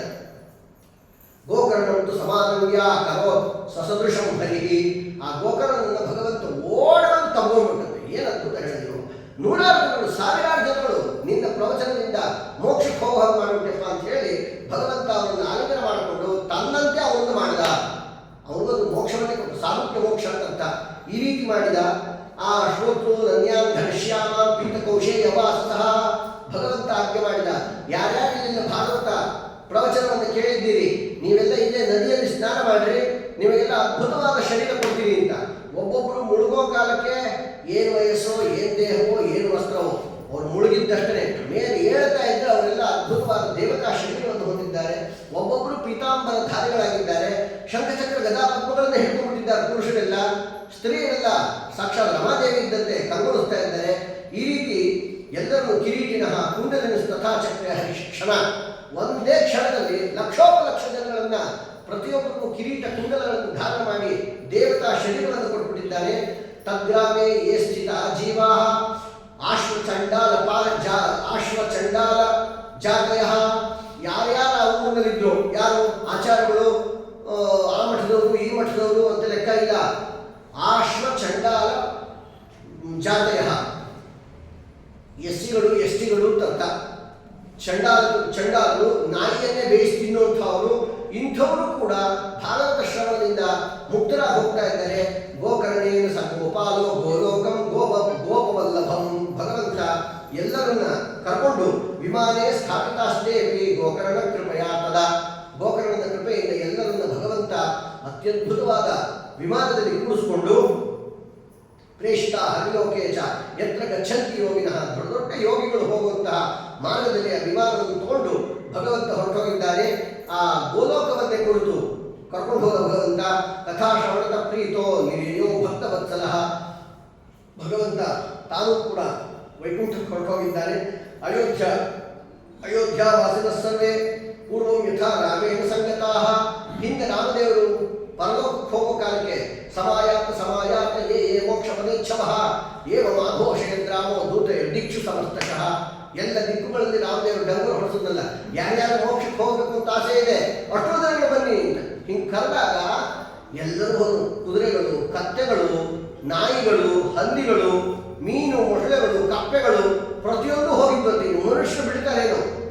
ನಾವು ನೀವು ಒಂದಷ್ಟು ಬಿಟ್ಟಿರಲಿಲ್ಲ, ಇನ್ನೂ ಎಷ್ಟೋ ಮಠಗಳಲ್ಲಿ ಊಟ ಮಾಡಬೇಕಾಗಿದೆ, ನಾವು ಯಾರು ಬರೋದಿಲ್ಲ, ನೀವು ಹೋಗ್ಬಾ ಅಂತ ರಾಮದೇವರನ್ನೇ ಕೊಟ್ಟು ಕಳಿಸಿದ್ವಿ. ಅದಕ್ಕೆ ನಾವೆಲ್ಲ ಇಲ್ಲೇ ಉಟ್ಕೊಂಡ್ವಿ. ಅಲ್ಲಿ ಹೋದವರೆಲ್ಲ ಬೇಕಾದಷ್ಟು ಜನ ಹೊರಟೋದ್ರು. ಹೇಗೆ ರಾಮದೇವರ ಜೊತೆಗೆ ಸಕಲ ಜೀವ ಜಂತುಗಳು ಮೋಕ್ಷಕ್ಕೆ ಹೋದವೋ ಅದೇ ರೀತಿ ನಮ್ಮ ಕೃಷ್ಣ ಪರಮಾತ್ಮ ಗೋಕರ್ಣದ ಪ್ರವಚನವನ್ನು ಕೇಳಿದ್ರು ಎಲ್ಲ ಜನಗಳನ್ನ ತನ್ನ ಲೋಕಕ್ಕೆ ಕರ್ಕೊಂಡು ಹೋಗಿದ್ದಾನೆ. ಇತಿಹಾಸ ವಿಮಂ ಪುಣ್ಯಂ ಶಾಂಡಿಲ್ಯೋ ಮುನೀಶ್ವರ ಪಠತೋ ಚಿತ್ರಕೂಟಸ್ಥೋ ಬ್ರಹ್ಮಾನಂದ ಪರಿಪ್ಲುತಃ. ಈ ಗೋಕರ್ಣ ಹೇಳಿದಂಥ ಪ್ರವಚನದ ವಿಚಾರವನ್ನ ಶಾಂಡಿಲ್ಯ ಋಷಿಗಳು ಆ ಚಿತ್ರಕೂಟ ಪರ್ವತದಲ್ಲಿ ಕೂತು ಇದನ್ನು ಕೇಳಿ ಬ್ರಹ್ಮಾನಂದ ಪರಿಪ್ಲುತಃ ಅತ್ಯದ್ಭುತವಾದ ಪರಮಾನಂದವನ್ನು ಅವರು ಹೊಂದಿದ್ದಾರೆ. ಈ ರೀತಿ ಶ್ರಾದ್ಧೆ ಪ್ರಯುಕ್ತಂ ಪಿತೃತೃಪ್ತಿ ಮಾವಹೆ, ಶ್ರಾದ್ಧೆ ಪ್ರಯುಕ್ತಂ ಪಿತೃತೃಪ್ತಿ ಮಾವಹೆ. ಇದನ್ನು ಶ್ರಾದ್ದ ಕಾಲದಲ್ಲಿ ಹೇಳೋದ್ರಿಂದ ಪಿತೃಗಳಿಗೆಲ್ಲ ವಿಶೇಷವಾದ ತೃಪ್ತಿಯಾಗುತ್ತೆ. ಇಂಥ ಅದ್ಭುತವಾದಂಥದ್ದು ಶ್ರೀಮದ್ ಭಾಗವತ. ಇದನ್ನ ಹೇಳೋರು ಹೇಗಿರಬೇಕು, ಕೇಳೋರು ಹೇಗಿರಬೇಕು, ಎಲ್ಲದಕ್ಕೂ ನಿಯಮಗಳನ್ನು ಹೇಳಿದ್ದ. ವಿರಕ್ತೋ ವೈಷ್ಣವೋ ವಿಪ್ರಹ, ವೇದಶಾಸ್ತ್ರ ವಿಶುದ್ಧೀಕೃತ. ಭಾಗವತ ಹೇಳುವಂಥ ವ್ಯಕ್ತಿ ಈ ಲಕ್ಷಣಗಳೆಲ್ಲ ಹೇಳಿದ್ರೆ ನಿಮ್ಮಲ್ಲಿ ಇದೆಯಾ ಅಂತ ಕೇಳಕ್ಕೆ ಬರಬೇಡ್ರಿ. ಇರೋದೇನಿದೆ ಅಂತ ಕೇಳ್ಕೊಂಡು ಹೋಗೋಣ. ನಮ್ಮಲ್ಲಿ ನಿಮ್ಮಲ್ಲಿ ಯೋಗ್ಯತೆಗಳು ಎಷ್ಟಾದರೂ ಇರಲಿ, ಇಲ್ಲದೇ ಇದ್ದ ಯೋಗ್ಯತೆಯನ್ನು ದೇವರು ಕೊಡಲಿ, ಇದ್ದ ಯೋಗ್ಯತೆಯನ್ನು ಬೆಳೆಸಲಿ. ಅಂತೂ ನಮ್ಮ ನಿಮ್ಮ ಎಲ್ಲರನ್ನು ಉದ್ಧಾರ ಮಾಡಲಿ ಅನ್ನೋ ಉದ್ದೇಶದಿಂದ ಹೇಳೋರು. ಮಹಾವಿರಕ್ತನಾಗಿರಬೇಕು ಭಾಗವತ ಹೇಳುವಂಥ ವ್ಯಕ್ತಿ, ವೈಷ್ಣವನಾಗಿರಬೇಕು, ವೇದಶಾಸ್ತ್ರ ವಿಶುದ್ಧೀಕೃತ. ವೇದಶಾಸ್ತ್ರಗಳನ್ನು ಸರಿಯಾದ ರೀತಿಯಿಂದ ಶೋಧನ ಮಾಡುವ ಸಾಮರ್ಥ್ಯ ಇರಬೇಕು. ಅದು ಶೋಧನ ಮಾಡೋದು ಅಂದರೆ ಏನರ್ಥ? ವೇದಶಾಸ್ತ್ರಗಳಲ್ಲಿ ಪರಸ್ಪರ ಒಂದು ವಾಕ್ಯಕ್ಕೂ ಇನ್ನೊಂದು ವಾಕ್ಯಕ್ಕೂ ವಿರೋಧಗಳು ಕಾಣಿಸ್ತವೆ. ಬೇಕಾದಷ್ಟು ಅಂಥದ್ದು ಸಂದರ್ಭಗಳು ಉಂಟು. ಅಂಥ ವಿರೋಧಗಳು ಬಂದಾಗ ಏನು ಮಾಡಬೇಕು? ಒಂದು ವೇದ ತಪ್ಪು ಹೇಳುತ್ತೆ, ಇನ್ನೊಂದು ವೇದ ಸರಿ ಹೇಳುತ್ತೆ ಅಂತ ನಿರ್ಣಯ ಕೊಡಬಾರದು. ಇದು ಅವಿವೇಕ. ವೇದದ ಯಾವ ಭಾಗವೂ ತಪ್ಪು ಹೇಳುತ್ತೆ ಅಂತ ಹೇಳಬಾರದು. ವಾದರಾಜರು ಯುಕ್ತಿಮಿತಿಕಾದರೆ ಹೇಳ್ತಾರೆ, ವೇದಗಳಲ್ಲಿ ವಿರೋಧ ಬಂದಾಗ ಒಂದು ವೇದನ್ನ ತತ್ವವೇದಕ ಅಂತ ಹೇಳ್ಬಿಡೋದು, ಇನ್ನೊಂದು ವೇದವನ್ನ ಭಾಗವನ್ನ ತತ್ವವೇದಕ ಅಂತ ಹೇಳೋದು. ಇದು ಅವಿವೇಕಗಳ ಕೆಲಸ. ಗೋವುಗಳ ಮಧ್ಯೆ ಯುದ್ಧ ನಡೀತಾ ಇದೆ, ಯುದ್ಧವನ್ನು ಹೇಗೆ ನಿಲ್ಲಿಸಬೇಕು ಅಂತ ಅದಕ್ಕೊಬ್ಬ ಬುದ್ಧಿವಂತ ಹೇಳಿದ್ರು, ಒಂದು ಗೋವನ್ನು ನಾವೇ ಹೊತ್ಕೊಂಡ್ಬಿಟ್ರೆ ಯುದ್ಧ ನಿಂತು ಹೋಗುತ್ತೆ. ಹೀಗಾಗಿ ಗೋ ಯುದ್ಧವನ್ನು ನಿಲ್ಲಿಸಬೇಕು ಅಂತ ಒಂದು ಗೋವನ್ನು ಕೊಂದು ಯುದ್ಧ ನಿಲ್ಲಿಸೋದಲ್ಲ, ಅದಕ್ಕೆ ತೃಣಪಿಣ್ಯಾಕಾದಿಗಳನ್ನು ಕೊಟ್ಟು ಗೋವನ್ನು ಯುದ್ಧ ಮಾಡೋದನ್ನು ಬಿಟ್ಟು ಬೇರೆ ಕಡೆ ಮನಸ್ಸು ಬರುವಂತೆ ಅದಕ್ಕೆ ಕರ್ಕೊಂಡು ಹೋಗಬೇಕೆ ಹೊರತು ಹಾಗೆ ಯುದ್ಧವನ್ನು ನಿಲ್ಲಿಸಬೇಕು. ಯಾವುದೋ ಒಂದು ಕಪ್ಪು ಹಸು ಕೊಂಡ್ಬಿಡ್ರಿ ಯುದ್ಧ ನಿಂತೋಗುತ್ತೆ, ಬಿಳಿ ಹಸು ಕೊಂಡ್ಬಿಡ್ರಿ ಯುದ್ಧ ನಿಂತೋಗುತ್ತೆ ಅಂತಂದ್ರೆ ಅಯೋಗ್ಯರು ಅವಿವೇಕಿಗಳು ಮಾಡುವಂತಹ ಕೆಲಸ. ಎಂದಿಗೂ ಹಾಗೆ ಮಾಡಬಾರ್ದು. ಆ ಒಂದು ಯುದ್ಧ ಮಾಡುವಂತಹ ಒಂದು ಗೋವಿಗೆ ಬೇರೆ ರೀತಿಯ ಅರ್ಥವನ್ನ ಯೋಜನೆ ಮಾಡೋದ್ರಿಂದ ಪರಸ್ಪರ ವೇದಗಳಲ್ಲಿ ಬರುವಂತಹ ವಿರೋಧಗಳು ಪರಿಹಾರ ಆಗ್ತವೆ. ಅದೆಲ್ಲ ಶಾಸ್ತ್ರದ ಆಂತರ್ಯಗಳು. ಇವತ್ತು ಇತಿಹಾಸ ಪುರಾಣಾಭ್ಯಾಂ ವೇದಂ ಸಮುಪಬ್ರಹ್ಮಣೇ. ಇತಿಹಾಸಗಳನ್ನ ಪುರಾಣಗಳನ್ನ ಸರಿಯಾದ ರೀತಿಯಿಂದ ಯಾರು ತಿಳ್ಕೊಂಡಿರ್ತಾರೆ ಅಂಥವ್ರಿಗಷ್ಟೇ ವೇದಾರ್ಥವನ್ನು ಹೇಳೋ ಅಧಿಕಾರ ಬರುತ್ತೆ, ಯೋಗ್ಯತೆ ಬರುತ್ತೆ. ವೇದಗಳ ಆಂತರ್ಯ ಬೇಗ ಅರ್ಥ ಆಗುವಂಥದ್ದಲ್ಲ. ವೇದಗಳು ಏನೇನೋ ಹೇಳ್ತಾರೆ, ಒಂದೊಂದು ಸ್ಥಳದಲ್ಲಿ ಒಂದೊಂದು ರೀತಿ. ವೈದಿಕ ಭಾಷೆಯೇ ಅದ್ಭುತ. ವೇದಕ್ಕೆ ಉಚಿತವಾದಂತಹ ವ್ಯಾಕರಣವೇ ಬೇರೆ, ವೇದದ ವ್ಯಾಕರಣವೇ ಬೇರೆ, ನಮ್ಮ ಲೌಕಿಕವಾದಂತಹ ವ್ಯಾಕರಣವೇ ಬೇರೆ. ಈ ವ್ಯಾಕರಣ, ಈ ಸಂಸ್ಕೃತ ಇಷ್ಟೇ ಜ್ಞಾನ ಇಟ್ಕೊಂಡು ವೇದಗಳಿಗೆ ಅರ್ಥ ಹೇಳ್ತೀವಿ ಅಂತಂದರೆ ಅದಕ್ಕಿಂತ ದೊಡ್ಡ ಮುಖ್ಯಾರ್ಥನ ಬೇರೆ ಇಲ್ಲ. ಆ ರೀತಿ ವೇದಗಳ ಬಗ್ಗೆ ಸರಿಯಾದ ಜ್ಞಾನ ಬರಬೇಕಾದ್ರೆ ಅವನು ಇತಿಹಾಸ ಪುರಾಣಗಳನ್ನು ಚೆನ್ನಾಗಿ ವಿಮರ್ಶಾತ್ಮಕವಾಗಿ ಅಧ್ಯಯನ ಮಾಡಿರಬೇಕು. ಅದಕ್ಕೆಲ್ಲ ಮುಖ್ಯ ಶ್ರೀಮದಾಚಾರ್ಯರಂಥ ಭಾಗವತ ತಾತ್ಪರ್ಯ ನಿರ್ಣಯ, ಮಹಾಭಾರತ ತಾತ್ಪರ್ಯ ನಿರ್ಣಯ. ಈ ಗ್ರಂಥಗಳ ಒಂದು ಅವಸ್ಥಿತಿ ಅವನ ತಲೆಯಲ್ಲಿ ಚೆನ್ನಾಗಿರಬೇಕು. ಅದನ್ನೆಲ್ಲ ಇಟ್ಕೊಂಡು ವೇದಶಾಸ್ತ್ರಗಳ ವಿರೋಧವನ್ನು ಪರಿಹಾರ ಮಾಡಬೇಕು. ಶಾಸ್ತ್ರದಲ್ಲಿ ಏನೇನೋ ಮಾತುಗಳು ಬರ್ತವೆ. ದ್ವಾದಶ್ಯಾಂ ಮಧುನ ಭೋಕ್ತವ್ಯಂ ಅಂತ ಒಂದು ವಾಕ್ಯ ಬರ್ತದೆ. ದ್ವಾದಶ್ಯಾಂ ಮಧುನ ಭೋಕ್ತವ್ಯಂ. ಸ್ವಲ್ಪ ಸಂಸ್ಕೃತದ ಜ್ಞಾನ ಇದ್ದವರಿಗೆಲ್ಲ ಅರ್ಥ ಆಗುತ್ತೆ. ಏನಂತ? ದ್ವಾದಶಿ ದಿವಸ ಮಧು ಅಂದ್ರೇನು? ಜೇನುತುಪ್ಪ. ನ ಭೋಕ್ತವ್ಯಂ, ತಿನ್ನಬಾರ್ದು. ಓ, ಹೊಸ ವಿಷಯ ಬಂತು. ದ್ವಾದಶಿ ದಿವಸ ಜೇನುತುಪ್ಪ ತಿನ್ನಬಾರ್ದು. ಮತ್ತು ಮಠದ ಪಂಚಾಮೃತ ಆಗಿರುತ್ತಲ್ವ, ಪಂಚಾಮೃತ ಜೇನುತುಪ್ಪ ಹಾಕೇ ಇರ್ತಾರೆ. ಚಾತುರ್ಮಾಸದಲ್ಲೂ ಅದಕ್ಕೆ ನಿಷೇಧ ಇಲ್ಲ. ಮೊದಲನೇ ವ್ರತ ಕಡೆ ವ್ರತದಲ್ಲೂ ಜೇನುತುಪ್ಪ ಬರುತ್ತೆ ಅಂತ. ದ್ವಾದಶಿ ದಿವಸ ಜೇನುತುಪ್ಪ ತಿನ್ನಬಾರ್ದು ಅಂದರೆ ಏನರ್ಥ? ಮತ್ತು ಬೇಕಾದಷ್ಟು ಅನುಷ್ಠಾನದಂತೂ ಇದು ಬಂದೇ ಇಲ್ಲ. ಪ್ರತ್ಯೇಕವಾಗಿ ಜೇನುತುಪ್ಪ ತಿನ್ನೋ ವಸ್ತು ಅಲ್ಲ ಅದು, ಅದು ಔಷಧ. ಆಹಾರದಂತೆ ದಿನ ಒಂದೊಂದು ಬಟ್ಟಲೆ ಇಟ್ಕೊಂಡು ತಿನ್ನೋದು ಇಲ್ಲ, ಔಷಧವನ್ನು ಬಳಸುವಂಥ ಪದಾರ್ಥ. ಅಂತೂ ಜೇನುತುಪ್ಪವನ್ನು ಸ್ವೀಕಾರ ಮಾಡಬಾರದು ಅಂತ ಶಾಸ್ತ್ರದ ಆದೇಶ ಇದೆ, ವೇದಗಳ ಮಾತಾಗಿದೆ. ಇದಕ್ಕೇನು ಅರ್ಥ ಅಂತಂದ್ರೆ ಪುರಾಣದಲ್ಲಿ ಉತ್ತರ ಕೊಡ್ತಾರೆ ವೇದವ್ಯಾಸರು. ವೇದದಲ್ಲಿ ಬಂದಂತಹ ಮಧು ದ್ವಾದಶಿಯ ಮಧು ನ ಭೋಕ್ತವ್ಯಂ, ಮಧುವನ್ನು ತಿನ್ನಬೇಡ್ರಿ ಅಂದ್ರೆ ಮಧು ಅಂದ್ರೆ ಏನರ್ಥ, ಯಾವ ಮಧುವನ್ನು ಅವರು ನಿಷೇಧ ಮಾಡಿದ್ದು? ಅದಕ್ಕೆ ಬೇರೆ ಪುರಾಣದಲ್ಲಿ ವೇದವ್ಯಾಸರು ಉತ್ತರ ಕೊಡ್ತಾರೆ, ಮಧು ಅಂತಂದ್ರೆ ಜೇನುತುಪ್ಪ ಅಂತ ಅರ್ಥ ಅಲ್ಲ. ಯಾವ ಮನೆಯಲ್ಲಿ ತಾಯಿ ಹಸು ಮಗಳ ಹಸು ಎರಡೂ ಪ್ರಸವ ಆಗಿರುತ್ತೋ, ಎರಡಕ್ಕೂ ಪ್ರಸವ ಆಗಿರಬೇಕು, ಎರಡೂ ಕರು ಹಾಕಿರ್ಬೇಕು, ಆ ಎರಡರ ಹಾಲನ್ನು ಮಿಕ್ಸ್ ಮಾಡಿ ಕಾಯಿಸಿ ಹೆಪ್ಪಾಗಿದಂಥ ಮೊಸಳಿಗೆ ಮಧು ಅಂತ ಹೆಸರು. ಇಂಥ ಮೊಸರನ್ನ ದ್ವಾದಶಿ ತಿನ್ನಬೇಡ್ರಿ ಅಂತ ಹೇಳಿದ್ದು. ಜೇನುತುಪ್ಪ ತಿನ್ನೋದು ಬಿಟ್ಟುಬಿಡೋದಲ್ಲ, ಅಥವಾ ಪಂಚಾಮೃತಾಭಿಷೇಕ ನಾಳೆಯಿಂದ ವರ್ಷದಲ್ಲಿ ಬೇಡ, ಯಾಕಂದ್ರೆ ದ್ವಾದಶಿಯ ಮಧುರ ಭೋಕ್ತವ್ಯಂ ಅಬದ್ಧಂ ಪಠಿತ್ವ ಕುಚೋದ್ಯಂ ಕರೋತಿ ಅಂತ ಆಗುತ್ತೆ. ಏನೋ ಹೇಳಿದ್ದನ್ನು ಏನೋ ಅರ್ಥ ಮಾಡ್ಕೊಂಡು ಎದ್ವಾ ತತ್ವ ಮಾಡೋದು ಅಂತ ಎಂದು ಹಾಗೆ ಮಾಡಬಾರ್ದು. ವೇದವ್ಯಾಸರು ಉತ್ತರ ಕೊಡ್ತಾರೆ ಪುರಾಣದಲ್ಲಿ ಏನಂತ, ಮಧು ಶಬ್ದದ ಅರ್ಥ ತಾಯಿ ಮಗಳು ಎರಡೂ ಪ್ರಸವಿಸಿದಾಗ ಎರಡರ ಕೆಚ್ಚಲನ್ನು ಬಂದ ಹಾಲನ್ನು ಒಂದೇ ಪಾತ್ರೆಯಲ್ಲಿ ಕರೆದು ಅದನ್ನು ಕಾಯಿಸಿ ಹೆಪ್ಪಾಗಿದಂತಹ ಮೊಸರಿಗೆ ಮಧು ಅಂತ ಹೆಸರು. ಅಂಥ ಮೊಸರು ದ್ವಾದಶಿ ದಿವಸ ತಿನ್ನಬಾರದು. ಪುರಾಣದ ಜ್ಞಾನ ಇರಲಿಲ್ಲ ಅಂದರೆ ವೇದವಾಕ್ಯಕ್ಕೆ ಏನೋ ಅರ್ಥ ಮಾಡಬೇಕಾಗುತ್ತೆ. ಇರುವ ಅರ್ಥವನ್ನು ಬಿಡೋದು, ಬೇಡದ ಅರ್ಥವನ್ನು ಹೇಳೋದು, ಈ ರೀತಿ ಎಂದಿಗೂ ಆಗಬಾರದು. ಆದ್ದರಿಂದ ಅದನ್ನೇ ವೇದಶಾಸ್ತ್ರ ವಿಶುದ್ಧೀಕೃತ ಅಂದರೆ ಇದು. ಈ ರೀತಿ ವೇದಶಾಸ್ತ್ರಗಳನ್ನು ಸರಿಯಾದ ರೀತಿಯಿಂದ ಅರ್ಥೈಸುವಂತಹ ಯೋಗ್ಯತೆ ಇರಬೇಕು. ದೃಷ್ಟಾಂತ ಕುಶಲೋ ಧೀರ, ಆ ಪ್ರವಚನ ಹೇಳುವ ವ್ಯಕ್ತಿ ದೃಷ್ಟಾಂತ ಕುಶಲನಾಗಿರ್ಬೇಕು. ಅಂದರೆ ಜನಗಳಿಗೆ ಅರ್ಥ ಆಗಲಿ ಅನ್ನೋದಕ್ಕೋಸ್ಕರ ದೃಷ್ಟಾಂತಗಳನ್ನು ಕೊಡೋದು. ಆ ದೃಷ್ಟಾಂತ ಕೊಡೋದು ಯೋಗ್ಯ ರೀತಿಯಿಂದ ಇರಬೇಕು. ಯದ್ವಾ ತದ್ವಾ ದೃಷ್ಟಾಂತ ಕೊಟ್ಟು ಮನಸ್ಸಿಗೆ ಕಿರಿಕಿರಿ ಆಗುವಂತೆ ಮಾಡೋದು ಹಾಗೆಲ್ಲ ಮಾಡಬಾರ್ದು. ಆಚಾರ್ಯ ಏನು ಚೆನ್ನಾಗಿ ಓಡ್ತಾ ಇದ್ರು, ಒಳ್ಳೆ ನಾಯಿ ಥರ ಓಡ್ತಾ ಇದ್ರೆ ಎಲ್ಲಿ ಅಂತ ಕೇಳದ, ನಾಯಿ ಥರ ಓಡ್ತಾ ಇದ್ರಿ ಅಂತ ದೃಷ್ಟಾಂತ ಕೊಟ್ಟು ಆಚಾರ್ಯ ಕೇಳ್ಬಿಟ್ರೆ ಅದು ಮರ್ಯಾದೆ ಅಲ್ಲ. ಇಲ್ಲ ಕುದುರೆ ಥರ ಓಡ್ತಾ ಇದ್ರಿ ಅಂದ್ರೆ ಅದು ಸ್ವಲ್ಪ ಮರ್ಯಾದೆ. ಏನಾಚಾರ ಒಳ್ಳೆ ಗಜಗಂಭೀರವಾಗಿ ಬರ್ತಾ ಇದ್ದೀರಿ ಅಂದ್ರೆ ಚಂದ, ಕತ್ತೆ ಥರ ನಡ್ಕೊಂಡು ಬರ್ತಾ ಇದ್ದೀರಿ ಅಂದರೆ ಅಸಹ್ಯ. ಆ ದೃಷ್ಟಾಂತ ಕೊಡೋದ್ರಲ್ಲಿ ತಾರತಮ್ಯ ಇರುತ್ತೆ. ಆ ದೃಷ್ಟಾಂತ ಕೊಟ್ಟರೆ ಅದು ಅತ್ಯಂತ ಅನುರೂಪವಾಗಿರಬೇಕು, ಕೇಳೋದರ ಹೃದಯದಲ್ಲಿ ಅದು ದೃಢವಾಗಿ ಉಳಿಬೇಕು. ನೀವು ದೃಷ್ಟಾಂತನೇ ಅರ್ಥ ಆಗಲಿದ್ದಂತೆ ದೃಷ್ಟಾಂತ ಕೊಟ್ಟರು ಉಪಯೋಗ ಇಲ್ಲ. ದೃಷ್ಟಾಂತ ಕೊಡೋದು ಸುಲಭವಾಗಿ ಅರ್ಥವಾಗಲಿ ಅಂತ ಆ ರೀತಿಯ ಸಾಮರ್ಥ್ಯ ಇರಬೇಕು. ಪ್ರಸಂಗಕ್ಕೆ ಅನುಕೂಲವಾಗಿ ದೃಷ್ಟಾಂತ ಕುಶಲೋ ಧೀರ, ಹೇಳುವ ವಿಷಯದಲ್ಲಿ ಧೀರ, ಅವನು ಧೈರ್ಯವಾಗಿ ಹೇಳಬೇಕು.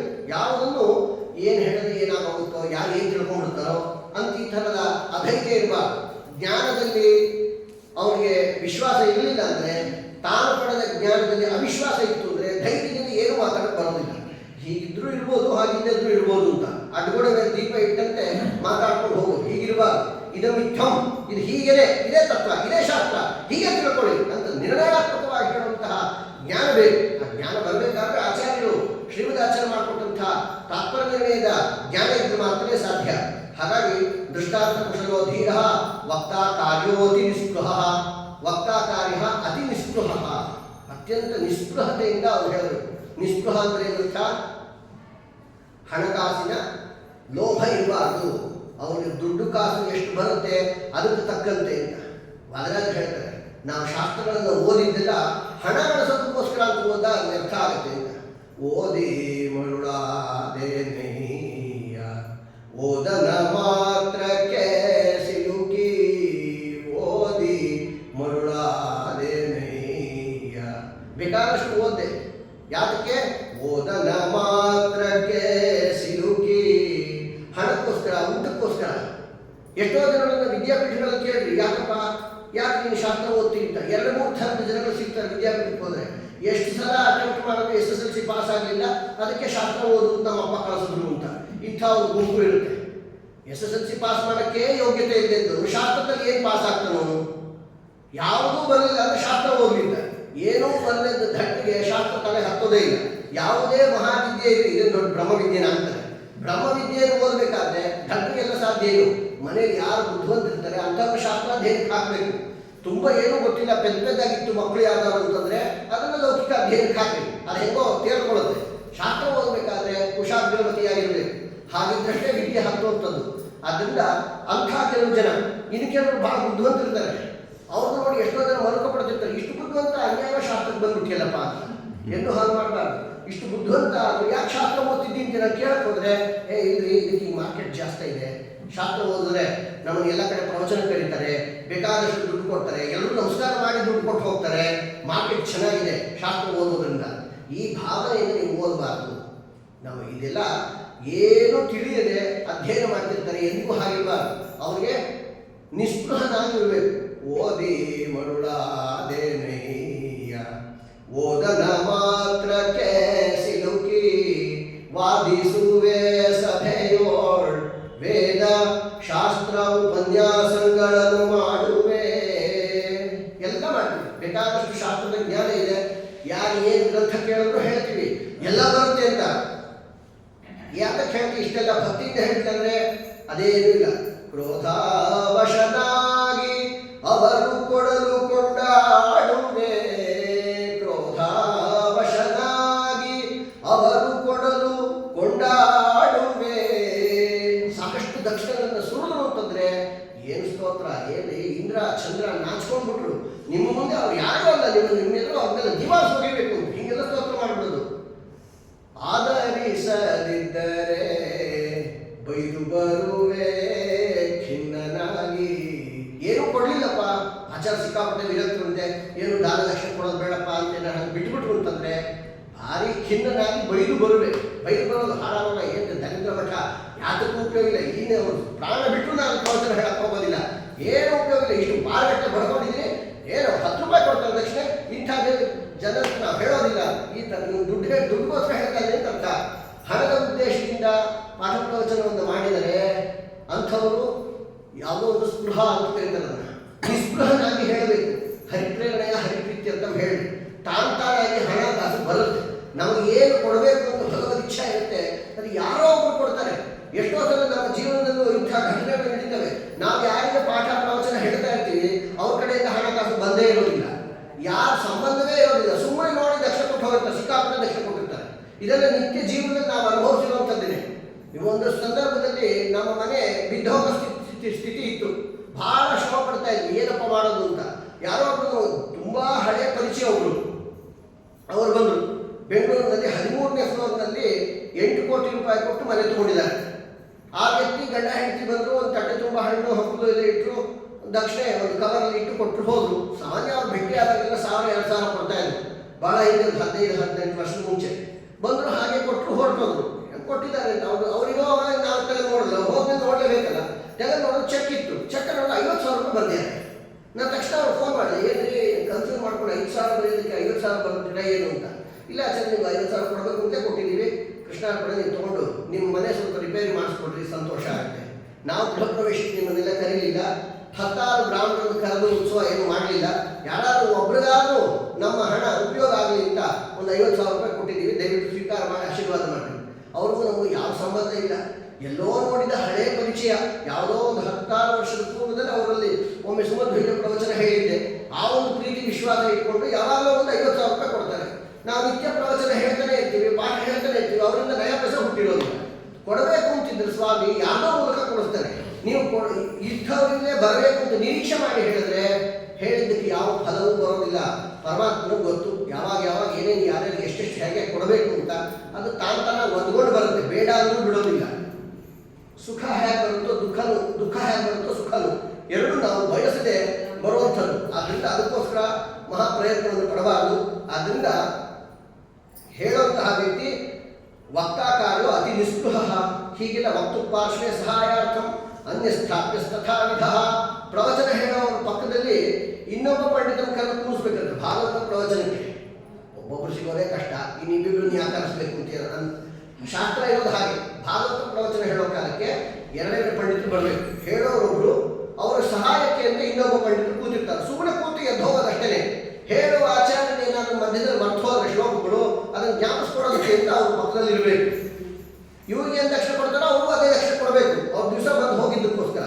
ಆದರೆ ಆ ರೀತಿ 2 ಪಂಡಿತರು ಕರಿಬೇಕು. ವಕ್ತು ಪಾರ್ಶ್ವೇ ಸಹಾಯಾರ್ಥಂ ಅನ್ಯಸ್ಥಾಪ್ಯಸ್ತಥಾ ವಿಧ. ಪಂಡಿತ ಸಂಶಯ ಕ್ಷೇತ್ರ, ಅವರು ಪಂಡಿತರಾಗಿರಬೇಕು. ಶ್ರೋತೃಗಳು ಕೇಳುವಂತಹ ಎಲ್ಲ ಸಂಶಯಗಳನ್ನ ಪರಿಹಾರ ಮಾಡಬೇಕು. ಲೋಕ ಬೋಧನ ತತ್ಪರ, ಎಲ್ಲ ಜನಗಳಿಗೂ ಅರ್ಥವಾಗುವಂತೆ ಹೇಳುವ ಸಾಮರ್ಥ್ಯ ಇರಬೇಕು. ಹೀಗೆಲ್ಲ ಹೇಳುವ ವ್ಯಕ್ತಿಯಲ್ಲಿರಬೇಕಾದಂತಹ ಗುಣಧರ್ಮಗಳನ್ನು ತಿಳಿಸಿ, ಕೇಳೋವರಲ್ಲೂ ಕೆಲವು ಗುಣಧರ್ಮಗಳಿದೆ. ಅದು ಏನು ಎಂಬುದನ್ನು ನಾಳೆ ತಿಳಿಸೋಣ. ಶ್ರೀಕೃಷ್ಣಾರ್ಪಣಮಸ್ತು. ಹರಿಯೇ ನಮಃ.